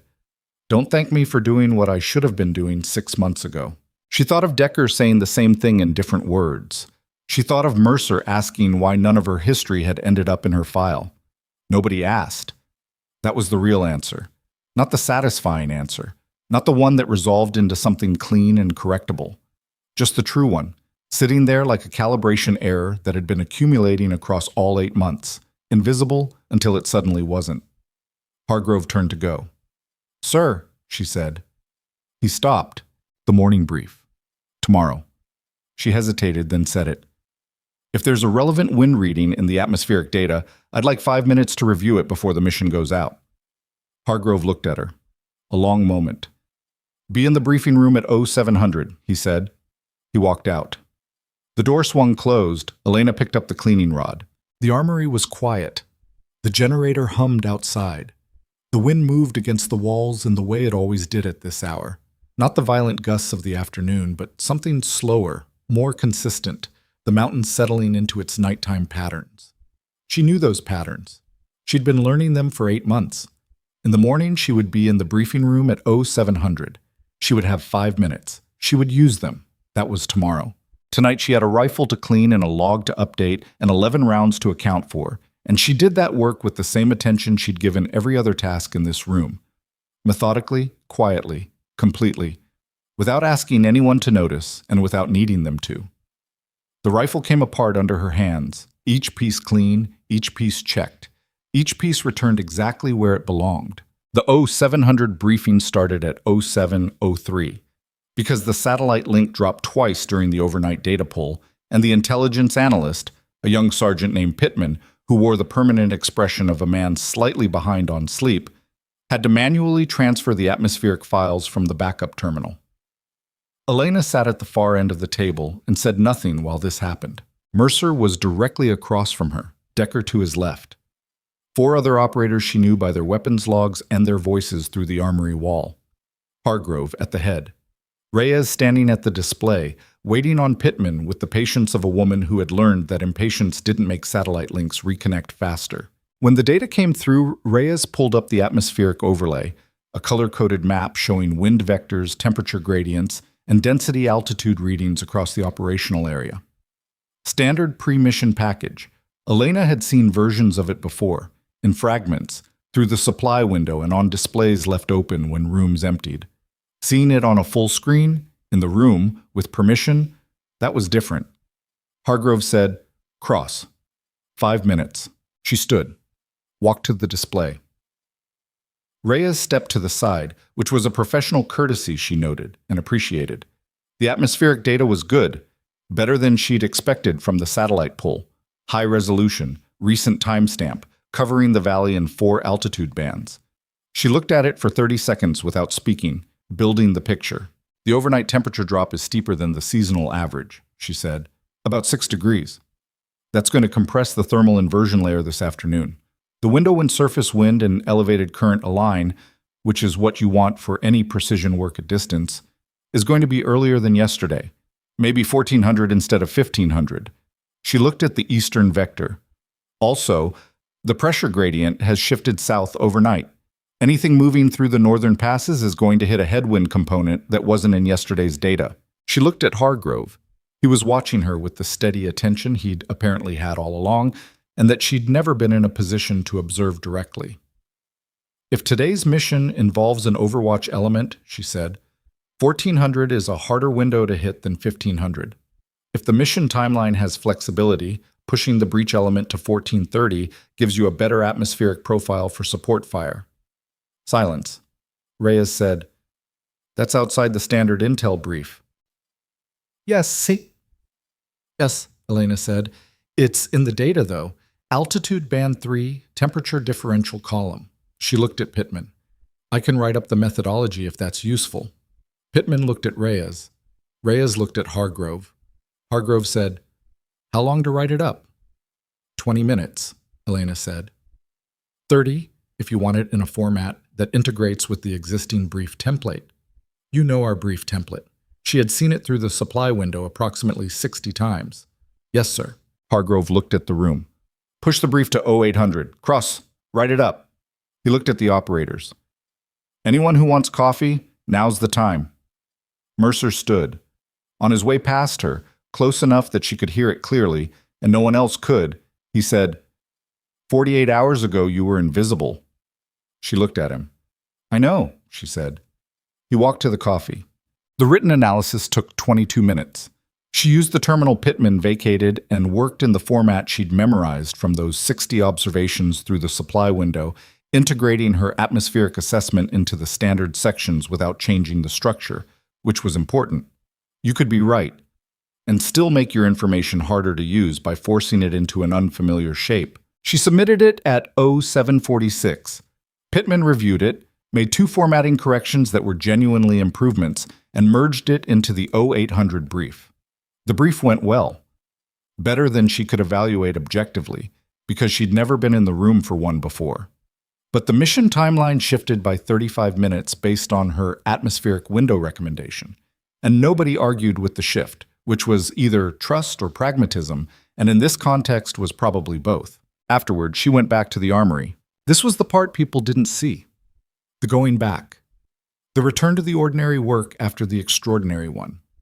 She had spent the last 16 hours as, successively, the woman who made the impossible shot, the woman who broke the convoy, the woman who collapsed the rock shelf with a precision rifle, the woman in Hargrove's commendation report, the woman Mercer stood beside without walking ahead of. And now she was in the armory again with a cleaning kit and a maintenance log and the daily work that was never glamorous and was never acknowledged and was never going to change just because yesterday had happened. She was fine with this. She told herself she was fine with this. She was mostly fine with this.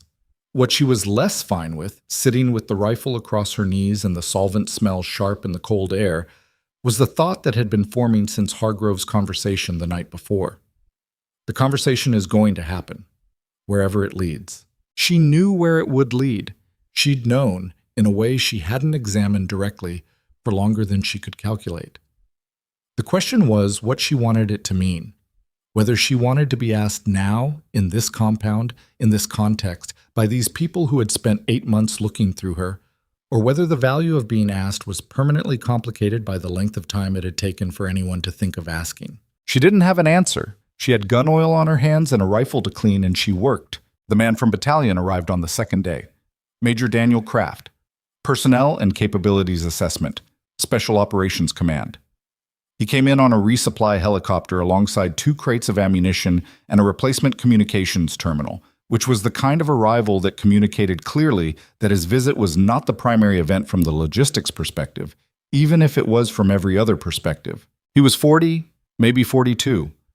The build of a man who had been in the field for a long time and then moved into assessment roles without quite letting go of the field habits. He carried himself at a specific angle, scanned rooms on entry, kept his back to walls by preference. He had a manila folder and a tablet, and the expression of a man who was professionally neutral about most things and personally curious about fewer. He came to the armory first, not the operations center, not Hargrove's office. The armory. Elena was resocketing the barrel assembly of a Mark 14 when he appeared in the doorway. He looked at the space, at her, at the rifle. Specialist Cross, he said. Sir. I'm Major Kraft. You can finish what you're doing. She finished what she was doing. He stood in the doorway and watched, not impatiently, just watching. The way people watch things that interested them without wanting to interrupt the thing that interested them. When she set the rifle on the bench, he came in, sat in the single chair she kept for the rare occasion someone visited and wasn't leaving immediately. He opened the folder. I've read Hargrove's report, he said. I've read the tactical record from the engagement. I've also pulled your full service record, which, he paused in a way that was not casual, which is where my questions start. She looked at him. Your marksmanship evaluations from basic and advanced individual training, he said. Expert rating, top of your cohort, but not notably exceptional. No flags for advanced placement. The training ranges were fixed distance, she said, 400 yards maximum. The evaluation criteria didn't capture what I could do at longer range. Because nobody asked you to demonstrate longer range. Nobody asked, no. He made a note. Your armor qualification scores, exceptional, top of your AIT class. He looked up. That one I can see. You clearly know weapons systems. It's related to the long-range work, to all of it. You can't shoot accurately at distance if you don't understand what the weapon is doing mechanically. Most shooters learn to read external ballistics, wind, elevation, atmosphere. They learn less about internal ballistics, what's happening inside the system on each shot. My grandfather taught both. Kraft wrote something. Raymond Cross. She was quiet for a moment. Hearing his name in this room, in this context, was odd, like something private being taken out and examined in a different light. Yes, she said. He's in the record. Your background statement from enlistment mentions formative training under a retired Marine Corps senior NCO. He looked at the folder. Master Sergeant Raymond Cross, USMC retired, marksmanship instructor, 22-year service. After retirement, private training facility. I looked him up. He's trained contractors, federal agents, 2 Olympic trials competitors. 3, she said. The third one didn't make the trials, but he trained them. Kraft looked at her. You didn't mention him more specifically in your enlistment paperwork. The paperwork asked about formal credentials and certifications. Civilian marksmanship training with a family member didn't fit the categories. Did you try to make it fit? She thought about it, honestly. No? Why not? She looked at the rifle on the bench. The Mark 14, freshly maintained, every surface clean, every tolerance correct, ready for someone else to carry it somewhere she wouldn't go. Because I didn't want to be the person walking in claiming to be exceptional, she said. I wanted to do the work and let the work speak. Kraft was quiet for a moment. That's an admirable principle, he said. It's also why you spent 8 months cleaning weapons that other people used. He said it without cruelty, just factually. How do you feel about those 8 months? The question caught her in a way she hadn't expected. Not because it was difficult, but because nobody had asked it yet. Not Hargrove, not Mercer, not Foss. Everyone had been asking what she'd done, how she'd done it, what it meant for operations going forward. Nobody had asked how she felt about the time before. It was good work, she said. Kraft waited. And it was frustrating, she said. Not because of the work itself. The work mattered. Equipment that doesn't function correctly kills people. Maintaining it correctly is not a small job. She looked at him. But I could see problems developing that I had relevant knowledge to address, and nobody knew to ask me, and I didn't know how to make them ask. Why didn't you just tell them? I tried. Once. In my 2nd month. She hadn't told anyone this. I noticed the overwatch position on the northern ridge had a fundamental geometry problem. The angle put the shooter in a blind spot for the western approach, and there was a better position 40 meters along the ridge that would have covered both. I mentioned it to Sergeant Decker. What happened? She looked at the wall. He said the overwatch positions were established by the element leader and suggestions about tactical placement were outside my lane. Kraft wrote something. And after that? I stayed in my lane. Until yesterday. Until yesterday, she said. The timeline forced it. He closed the folder. Looked at her directly, which was the first time in the conversation he'd done so without the folder as an intermediary. I want to ask you something that's outside the formal scope of this assessment, he said. You don't have to answer it. She waited. If yesterday hadn't happened, if the hostage situation had resolved differently, or if Mercer's shots had connected, or if the convoy hadn't appeared, do you think you ever would have said anything about what you could do? She sat with the question. I don't know, she said finally. I've thought about it. I told myself I was waiting for the right situation.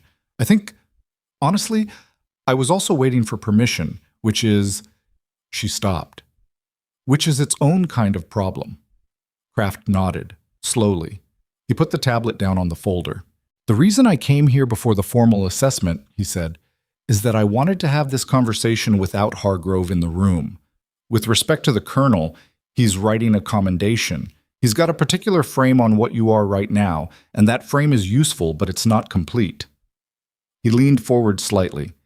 I need to understand who you were before yesterday, not just who you were during it.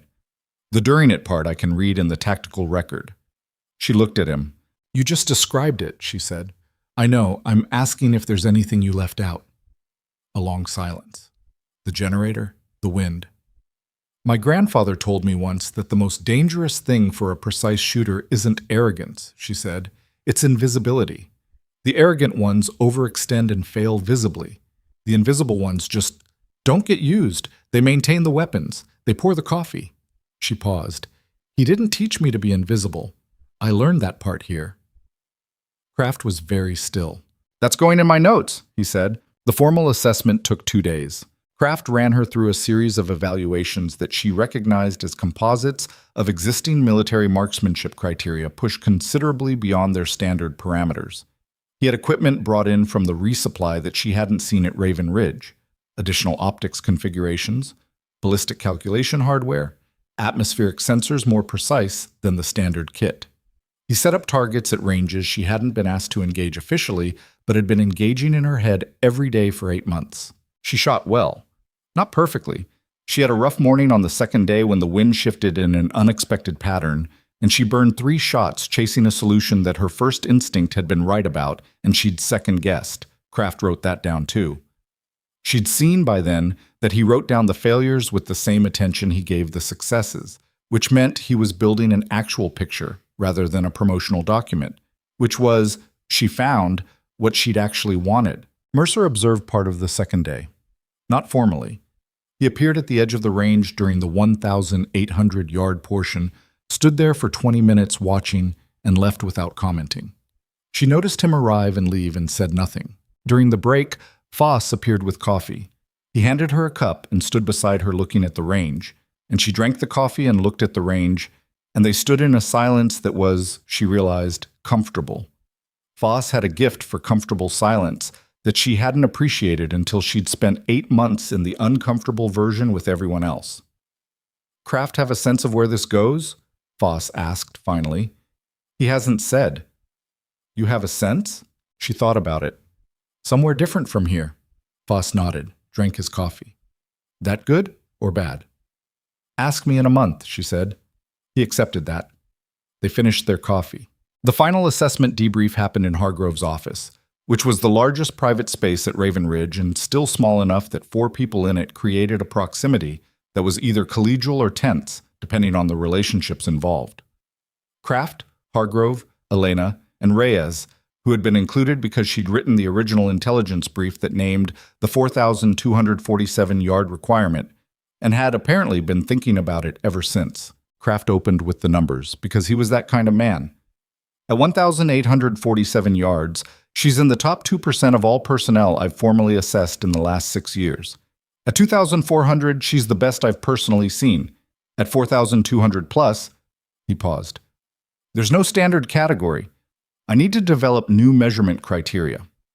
Hargrove's expression didn't change exactly, but something shifted in it. The ammunition situation, Hargrove said. The hand loads.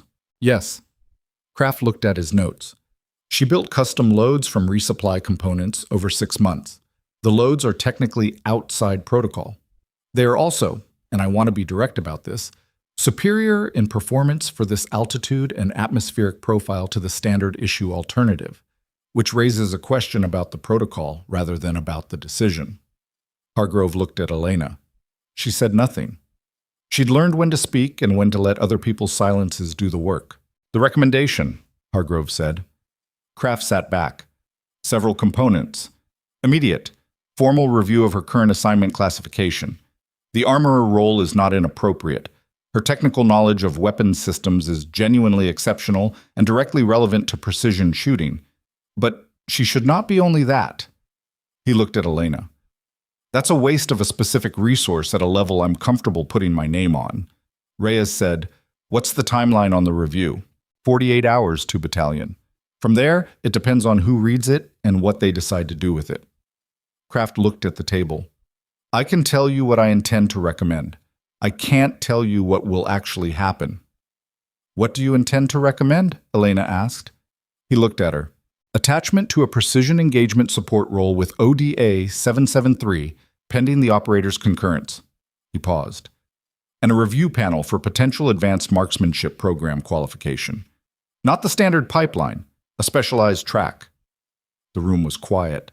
Hargrove said, She'd need the operator's concurrence. Yes. Hargrove looked at Elena. She looked back at him. Mercer, she said.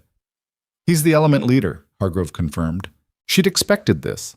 She'd thought about it during the second day of the assessment, during the afternoon session when the light was changing and the wind was in its late cycle pattern, and everything felt very specific and very real.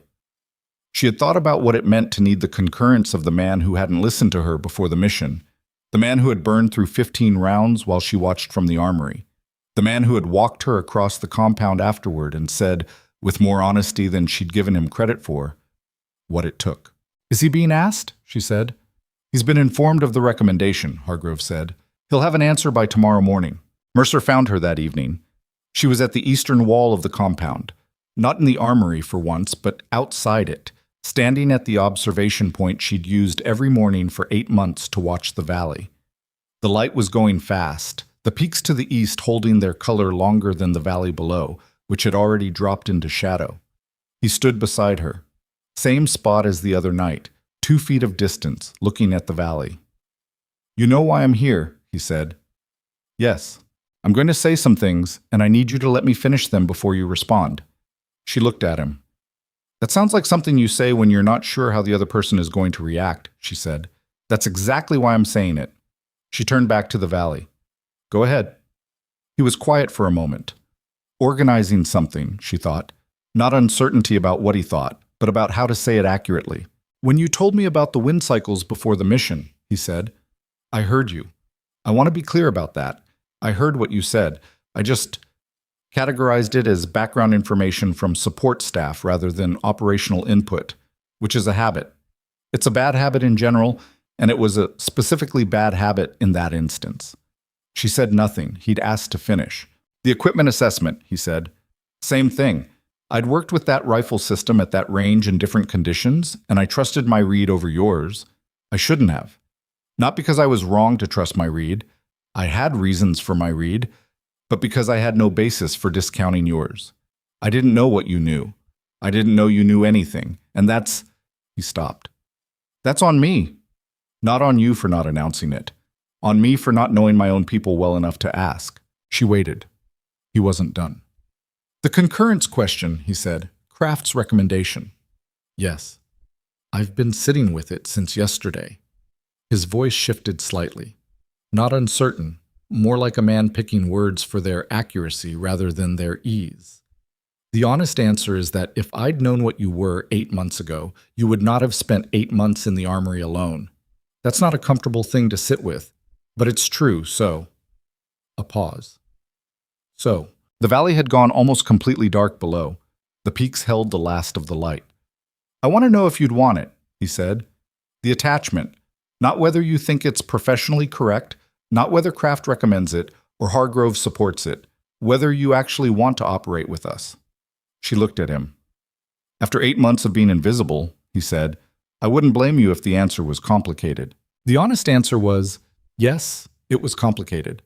The honest answer was that she'd spent 8 months in a compound full of people who didn't see her, and being seen now, for the specific reason that she'd done something extraordinary, raised questions about what she was being seen for and whether the seeing would last past the next extraordinary moment or settle back into furniture when the extraordinary moments weren't happening. She was going to say some version of this, was already forming the words, when she looked at him and saw that he was waiting with the particular stillness of a man who had already thought through the complicated version and was waiting to see if she'd say it rather than the diplomatic one. So she said it, all of it. The 8 months. The maintenance log. The wind observations she'd kept because they mattered, and because she had no one to share them with. The way she'd told him about the wind cycles and watched it land on him like noise. The way she'd gone back to the armory after the mission and cleaned the rifle and felt the specific loneliness of doing exceptional work in a context where the exceptional work was in a category nobody had known to create for her. He listened, didn't interrupt. When she finished, the peaks had lost their color entirely. Full dark now, the generator hum and the cold. That's a fair accounting, he said. Yes, she said. It is. And you still haven't answered whether you want it. She looked at the dark valley. I want to do the work, she said. I've always wanted to do the work.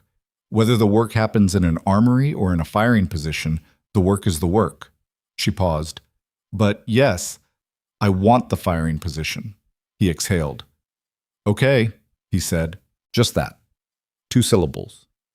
But she'd learned, in the last 48 hours, that Mercer used language with the economy of a man who didn't want extra words between himself and what he actually meant. An okay from him was not a placeholder. It was a decision. I'll give Kraft my concurrence in the morning, he said. I know you had concerns, she said, about the team integration. I have concerns about every integration. That's not specific to you. He looked at her. My concern with you specifically is different. She waited. You're better than me, he said. Flat, factual, no theater in it. At the specific technical skill set we're talking about. Probably significantly better. That's a different dynamic than I'm used to managing, and I want to be honest with you about it. She didn't know what she'd expected him to say. It wasn't that. Most element leaders in this situation, she said, would frame it differently. I know. A pause. Most element leaders in this situation wouldn't say it at all, and then it would become a problem 6 months in and we'd all be having a different and worse conversation. He looked at her steadily. I don't want that conversation. She thought about that. Neither do I, she said. Then we're starting from an honest place. He put his hands in his jacket pockets. That's a pause. Something shifted in his face that might have been the beginning of something less formal. That's more than most people get. Yes, she said. It is. They stood in the dark for a moment. The cold had proper teeth now, the mountain kind, and she pulled her jacket tighter without thinking about it. One more thing, he said. Yes. The morning brief, the atmospheric analysis. He looked sideways at her. That's not a 5 minutes once thing. I want that every time. She looked at him. Every brief, he said. Your read on the conditions, standing item. She thought about the supply window, 60 briefings she'd overheard through the glass, the wind data she'd been reading for 8 months and sharing with no one. All right, she said. All right, he said. He walked back across the compound. She stood at the eastern wall a moment longer, looking at the dark where the valley was. The wind came off the peaks in its nighttime pattern, slower, steadier, the mountain's version of a held breath. She knew that pattern. She knew every pattern this valley made. Tomorrow she would be in the briefing room at 700, and there would be a full team at the table, and her analysis would be a standing item, and the work would be the same work she'd always been doing, except the room would be the right room, and the table would be the right table, and the people across from her would be looking at her rather than through her. Not because she had performed something extraordinary, because she had done the work long enough and accurately enough that eventually the work became undeniable. That was what her grandfather had meant, she thought. Not that exceptional ability would announce itself, that it would accumulate invisibly until the moment arrived when the accumulation was suddenly visible to everyone at once. She turned and walked back to the armory. There was still a rifle to finish logging. The log didn't care what had changed. The work didn't care. She sat down at the bench, picked up her pen, and wrote the entry with the same handwriting she'd used on every other entry in 8 months. Careful, accurate, complete. Each entry exactly what it was. Nothing more. Nothing missing. Kraft's concurrence paperwork left Raven Ridge at 0612 the following morning, on the same helicopter that had brought him in. Elena was in the armory when it departed. She heard the rotors through the concrete wall, the specific frequency shift as the helicopter lifted and banked south, carrying the formal documentation of what she was toward people who would decide what to do with that information. She had no way to influence what happened next and no particular instinct to try. The work she could do was here. The rest was administrative weather, moving in systems she didn't control. She cleaned the last weapon in the rotation, logged it, and started on the inventory count that was 3 days overdue because 3 days ago the world had been different. At 700 she was in the briefing room. This time nobody had to tell her to sit. She took the chair at the corner of the table, not the far end, not the head, the corner where the atmospheric display was closest and where she could see both the room and the door. A small adjustment, a specific one. Pittman had the satellite data already loaded. He looked at her when she came in and moved his tablet half an inch in her direction without speaking, which was his way of saying the data was available if she needed it. She appreciated that about Pittman. He communicated in minimal gestures and accurate timing. The operators filed in at 0703. Mercer last. He sat across from her, same as yesterday, and didn't acknowledge her with anything except a slight shift of attention. The eyes moving to confirm she was there, and then moving on, which was exactly the right amount of acknowledgement. Too much would have been its own kind of problem. Hargrove opened the brief. Reyes ran the intelligence package. When the atmospheric section came up, Hargrove said, "Cross," and she stood. It was 11 minutes this time. The conditions were more complex than the day before. A pressure system moving through the western quadrant, a secondary inversion forming over the high valley, two competing wind patterns that would interact badly between 1300 and 1600 and create a degraded engagement window for the afternoon mission. She walked them through it, showed the data, made the recommendation. Morning insertion, complete before 12:30, get the overwatch element in position before the convergence. Mercer asked one question about the Western pressure system timeline. She answered it. He wrote something on his card. The brief continued. Afterward, in the corridor outside the briefing room, Decker fell into step beside her without preamble. "The Western approach on today's objective," he said. "You see that in the data, or was that the terrain assessment?" "Both," she said. "The pressure shift will push air mass movement eastward across the Western approach. Anything moving on that vector will be working into a thermal gradient that affects dust behavior. You'll see a false signature that looks like vehicle movement at about 800 meters. It's air mass, not vehicles." Decker stopped walking. She kept going 2 steps before she registered it and turned. He was looking at her with an expression that she had come to recognize over the last 48 hours as his version of recalibration. The face of a man who kept encountering the same piece of information from a different angle and kept being surprised by it. "You've been watching this valley for 8 months, he said. "Yes." "And you've been in the armory?" "Yes." "That's—" He looked at the floor briefly. "That's a significant miss on our part." She looked at him. "I know. I mean specifically on my part." He looked up. "I told you your input on the overwatch position was outside your lane." "You did." "In month 2. He said it like he was putting it somewhere specific in his memory, filing it where it wouldn't get lost. "I didn't know that. I just remembered it when you told Kraft." "I know you didn't know. That's not actually—" He stopped. "That doesn't make it better." "No," she said. "It doesn't."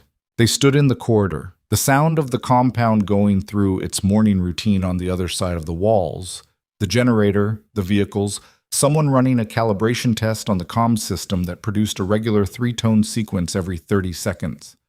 "I'm saying this badly," Decker said. "A little." He almost smiled. It was brief and slightly painful looking, the smile of a man who was not naturally inclined toward apology and was doing it anyway because he'd decided it was necessary. "I'm sorry," he said, "for month 2, and for the 417 comment, and for—" He paused. "For the general pattern of not seeing what was in front of me." She looked at him for a moment. The large, solid shape of him in the corridor.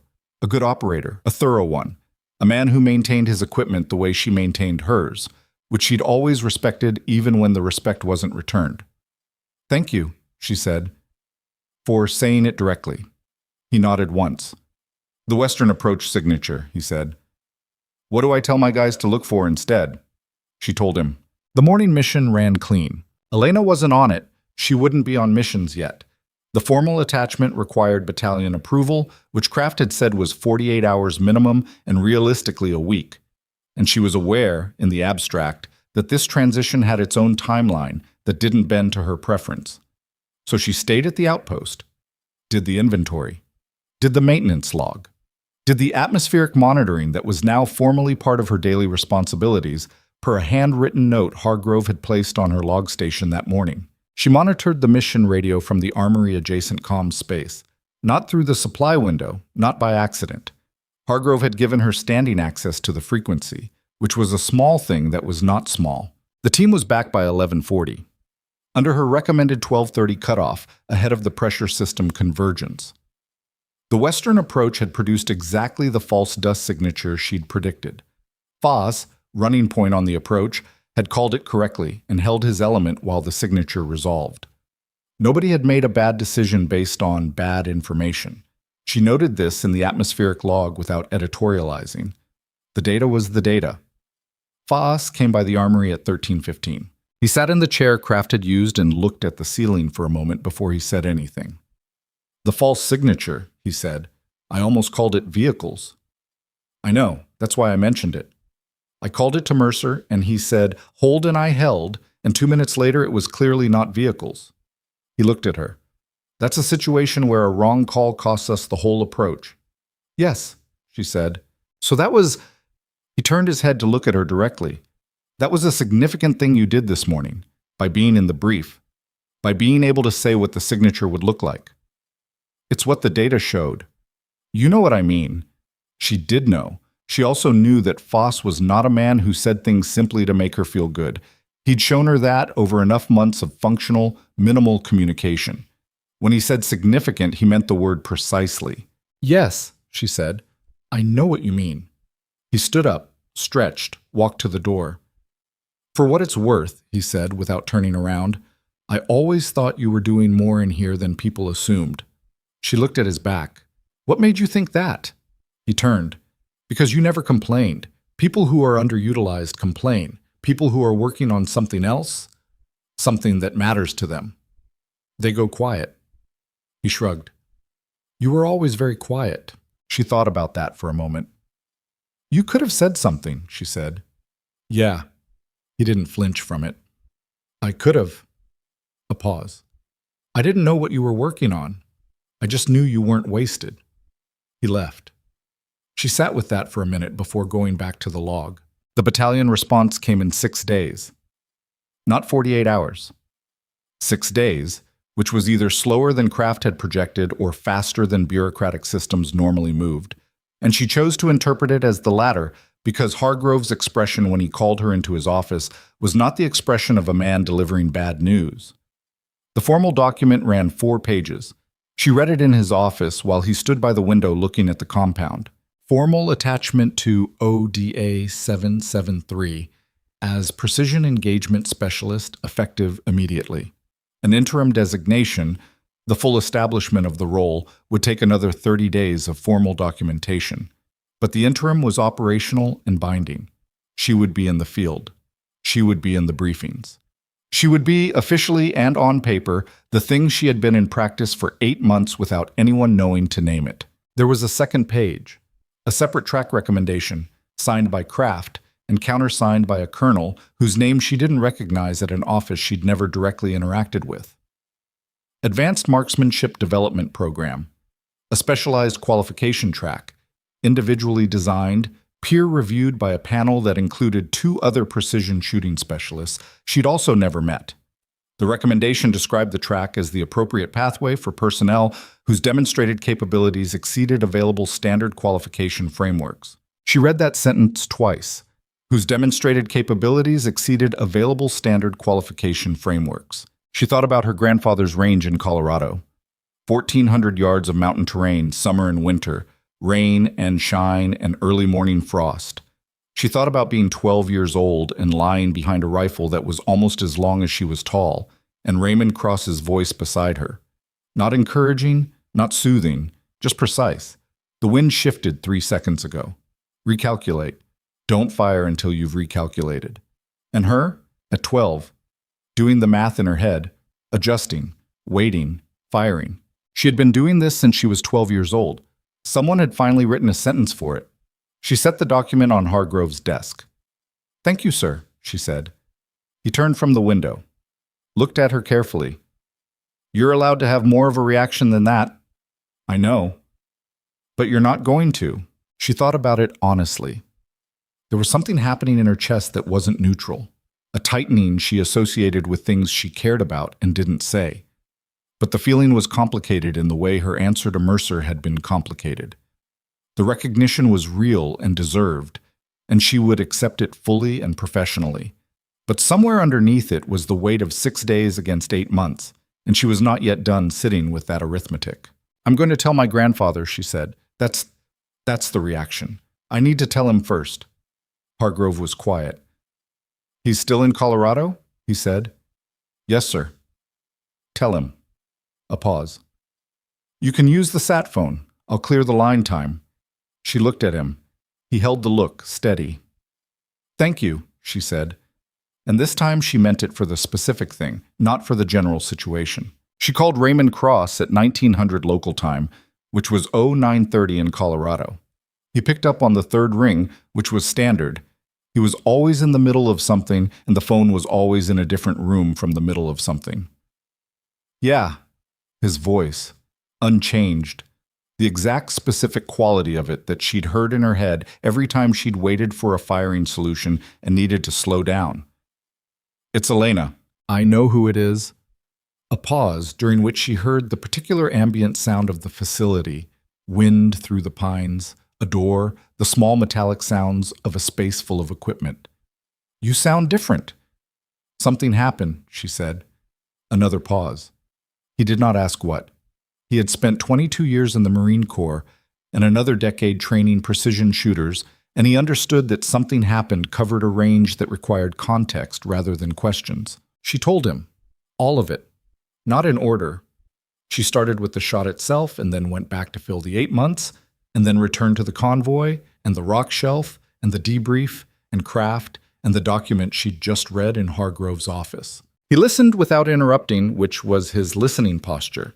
Absolute attention, zero interjection, saving everything for the end. She had been conditioned by a childhood of this to say more than she would have said to anyone else, because she knew the listening was complete and she didn't need to manage it. When she finished, there was a silence. Then he said, "The rock shelf." "Yes. You hit the fracture point on the third round. Second attempt at the correct point. Third round overall at the formation. What was the wind doing at terminal phase?" "Variable. I think I was within 5% of actual. The impact pattern suggested the wind was slightly stronger than my model." "But you compensated in your point selection." "Intuitively. I moved the aim point down and left based on the impact pattern from the first 2 rounds. That's not in any manual I've ever seen." "No." Another silence. Longer. She heard him breathing, the specific pattern of a man who was thinking rather than reacting, which she had also learned to recognize as a child, because the breathing that preceded his most accurate statements was different from his ordinary breathing. "I taught you to read fracture lines," he said. "You taught me to read terrain." "Same thing." "It's really not," she said. And then she heard herself and laughed, a short, unpracticed sound, but real. A pause on his end. "Did you just laugh?" he said. "Someone said that to me recently. Same thing. It's really not." "Who?" "Someone who's been recalibrating his model of me." Raymond Cross was quiet for a moment. When he spoke, his voice had a quality she couldn't immediately name because she hadn't heard it before, and she knew every quality his voice made. "Are you all right?" he said. She sat with the question. 8 months is a long time to be invisible, she said. "Yes. I kept the work up, the observation, the logs. I built the loads, and I maintained the equipment, and I watched the valley every day. I didn't stop." "I know you didn't. But it was," she found the word, "lonely." He was quiet for 3 seconds. She counted. "I know," he said. "I should have prepared you for that. I prepared you for the shooting. I didn't prepare you for the part before the shooting, when nobody knows and you're just there, doing the work that nobody sees." She hadn't expected him to say that. Raymond Cross did not perform regret. He acknowledged facts. "I don't know that preparation would have helped," she said. "No, but I should have told you it was coming." A pause. "Most people with your particular gift spend a long time invisible before someone looks in the right direction. I should have told you that." "Why didn't you?" "Because I was hoping you'd find the right place faster than I did." His voice was very matter-of-fact about it. "I was visible at 36. That was late. I wanted better for you." She hadn't known that about him. 22 years of instruction, and she hadn't known that. "How long were you invisible?" she said. 12 years, 11 if you're generous about the count." She sat with that for a moment. "And then someone looked in the right direction," she said. "And then someone looked in the right direction," he confirmed. She hung up the satellite phone 40 minutes after she'd picked it up, stood in the calm space in the dark for a moment, the generator humming, the mountain cold coming through the walls. Then she went back to work. The first field operation with OD, A773, happened 9 days after the formal attachment. Not a hostage situation, not a high-profile direct action, a reconnaissance in force into a valley system 22 kilometers northeast, confirming or denying a reported weapons cache location. The kind of mission that was the majority of what this work actually looked like. Not the extraordinary moments, but the operational fabric that the extraordinary moments were woven into. Elena's role was overwatch and precision engagement if required. She took her position on the ridgeline 30 minutes before the element moved. Foss was her spotter again. They'd worked together for the assessment, and the working relationship had a quality of efficiency that didn't require explanation. He knew her communication preferences. She knew his. The mission ran 7 hours. For 6 of those hours, she lay behind the Mark 21 on a rock face at 9,200 feet and watched a valley through her optic and talked to Foss in the minimal, functional shorthand of 2 people doing precise work together.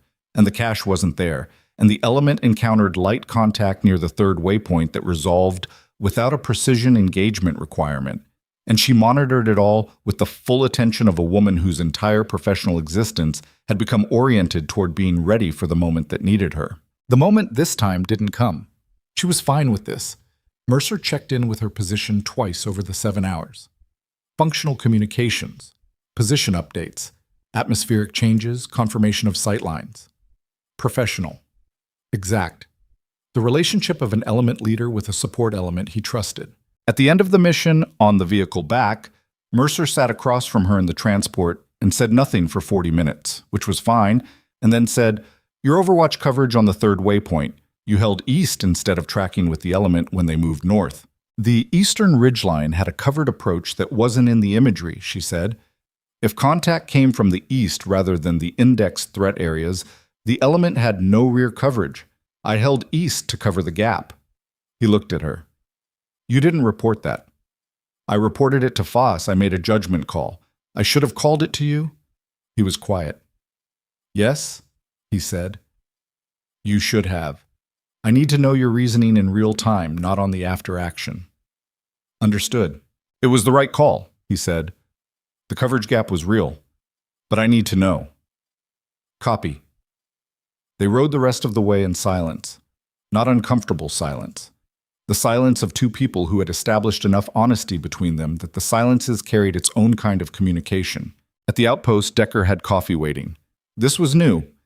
He'd apparently decided that the armory chair and the coffee delivery were his specific contribution to the recalibration project.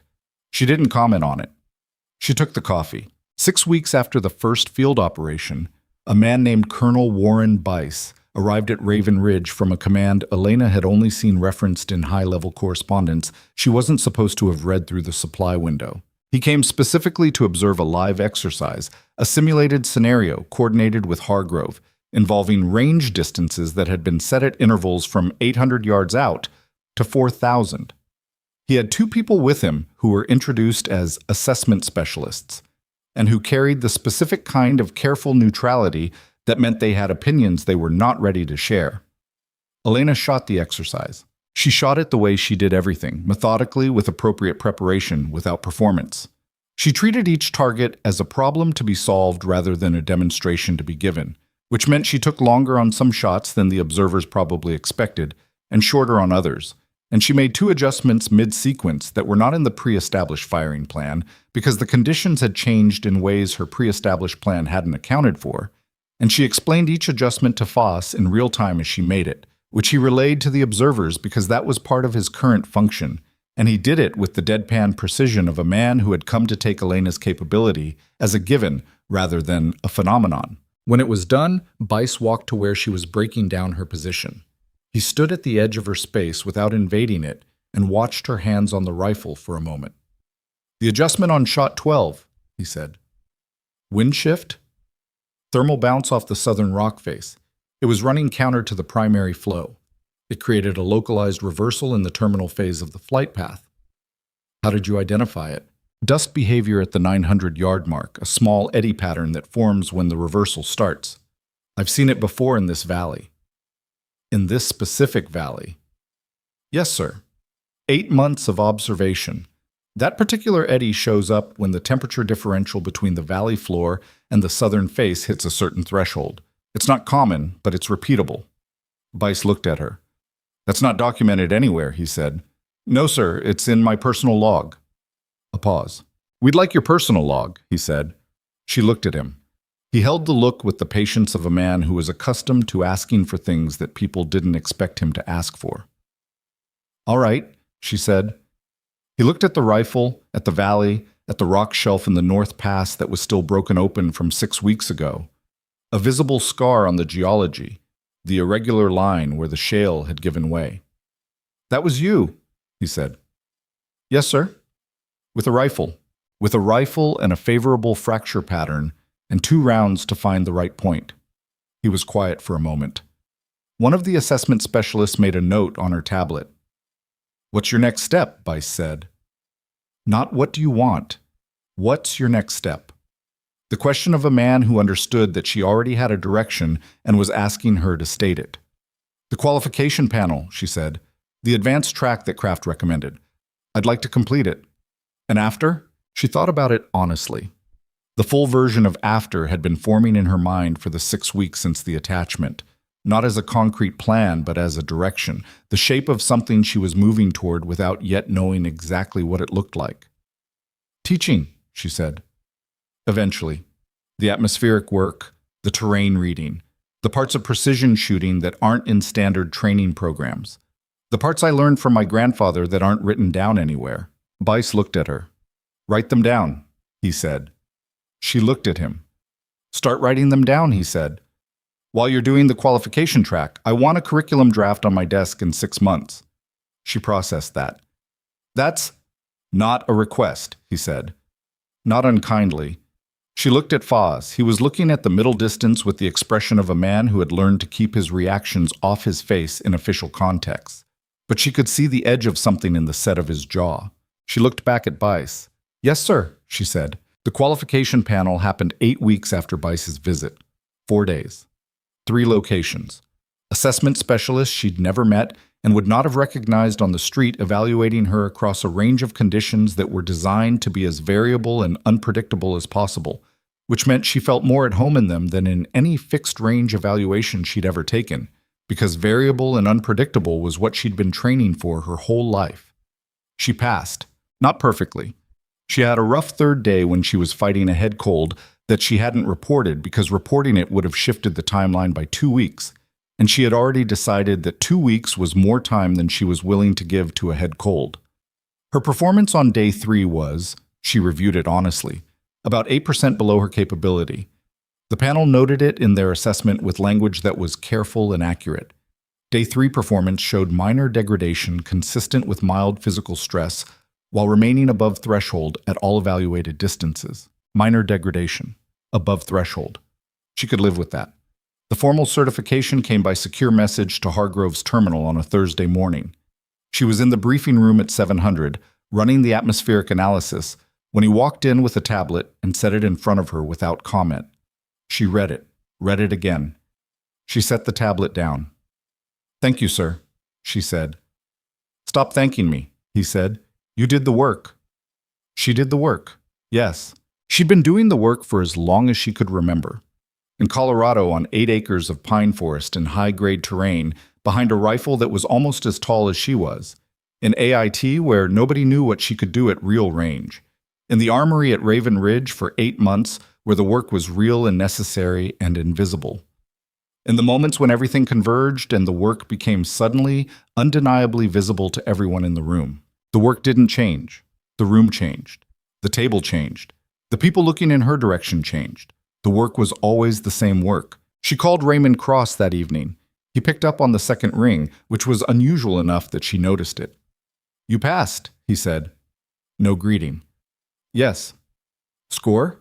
They don't issue numeric scores on this track, but the written assessment. She looked at the message on the tablet she'd carried to the comms space.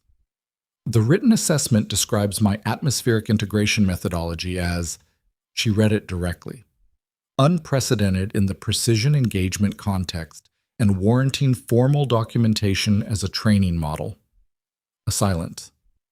Training model, he said. Yes. Another silence. Longer. She waited. I want a copy of that assessment, he said. I'll get you a copy. Elena. Yes? I'm proud of you. He said it the way he said everything, directly, without cushioning, with the particular weight of a man who chose his words for accuracy rather than effect. I'm stating that as a fact, not as I'm not performing it. It's factual. She sat with that for a moment. The words in the context of his voice, in the context of everything that voice meant to her. The cold mornings and the patient corrections and the 14 years of building something that had taken another 8 months to find its proper use. I know, she said. Thank you. The teaching, he said. The curriculum Bice asked for. I'm working on it. I want to contribute. She opened her mouth, closed it. The parts I taught you that aren't written down anywhere, he said. Some of them aren't written down because I never got around to it. Some of them aren't written down because I didn't know how to write them in a way that was transferable. A pause. You write better than I do, and you understand the application context I never had. She thought about him at 36. 12 years invisible. Finally, someone looking in the right direction. She thought about the 8 acres in Colorado and the 14 years he'd given her without knowing exactly what he was building toward. The training that had no category until the category had to be invented. All right, she said. Yes, I want that. Good. His voice settled into the particular register that meant he was done with the emotional portion of the conversation and returning to practical ground, which was the closest he came to expressing that the emotional portion had mattered. When do you need the first draft? 6 months. Bice's deadline. I'll have something to you in 4. She smiled. He would. He was meticulous about deadlines the way he was meticulous about everything. Not because he'd been taught to be, but because imprecision in any dimension was something he found genuinely uncomfortable. 4 months, she said. Okay. Okay, he said. She hung up. Sat in the calm space in the dark, the satellite phone warm in her hand.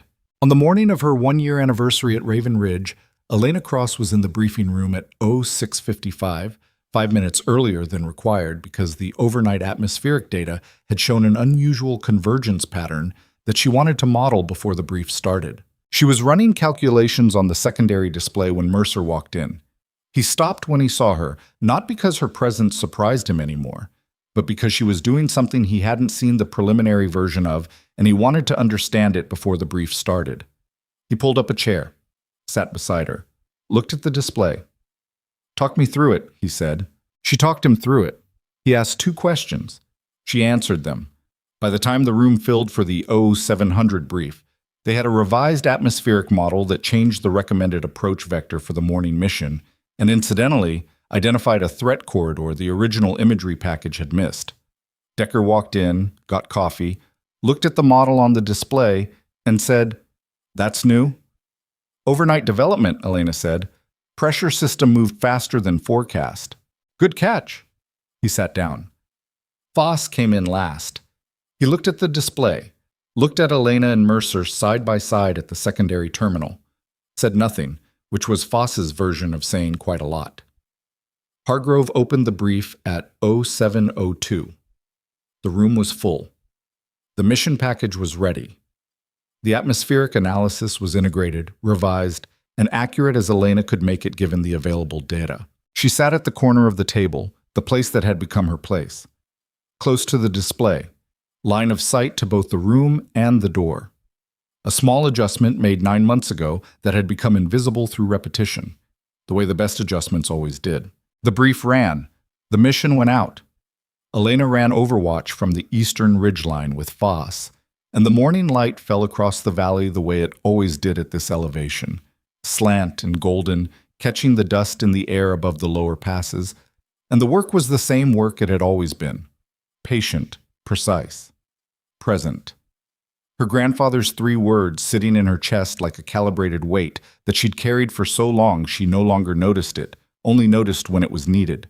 And in the valley below, a team that had once looked through her moved through terrain she'd been watching for a year, trusting the information she'd built from 1,000 mornings of observation, making decisions informed by a woman who had spent a long time invisible and had never, not once, stop doing the work. That was the thing nobody saw until they finally did. Greatness doesn't announce itself. It accumulates, quietly, consistently, in the places nobody thinks to look, until the moment arrives when the world has no choice left but to look.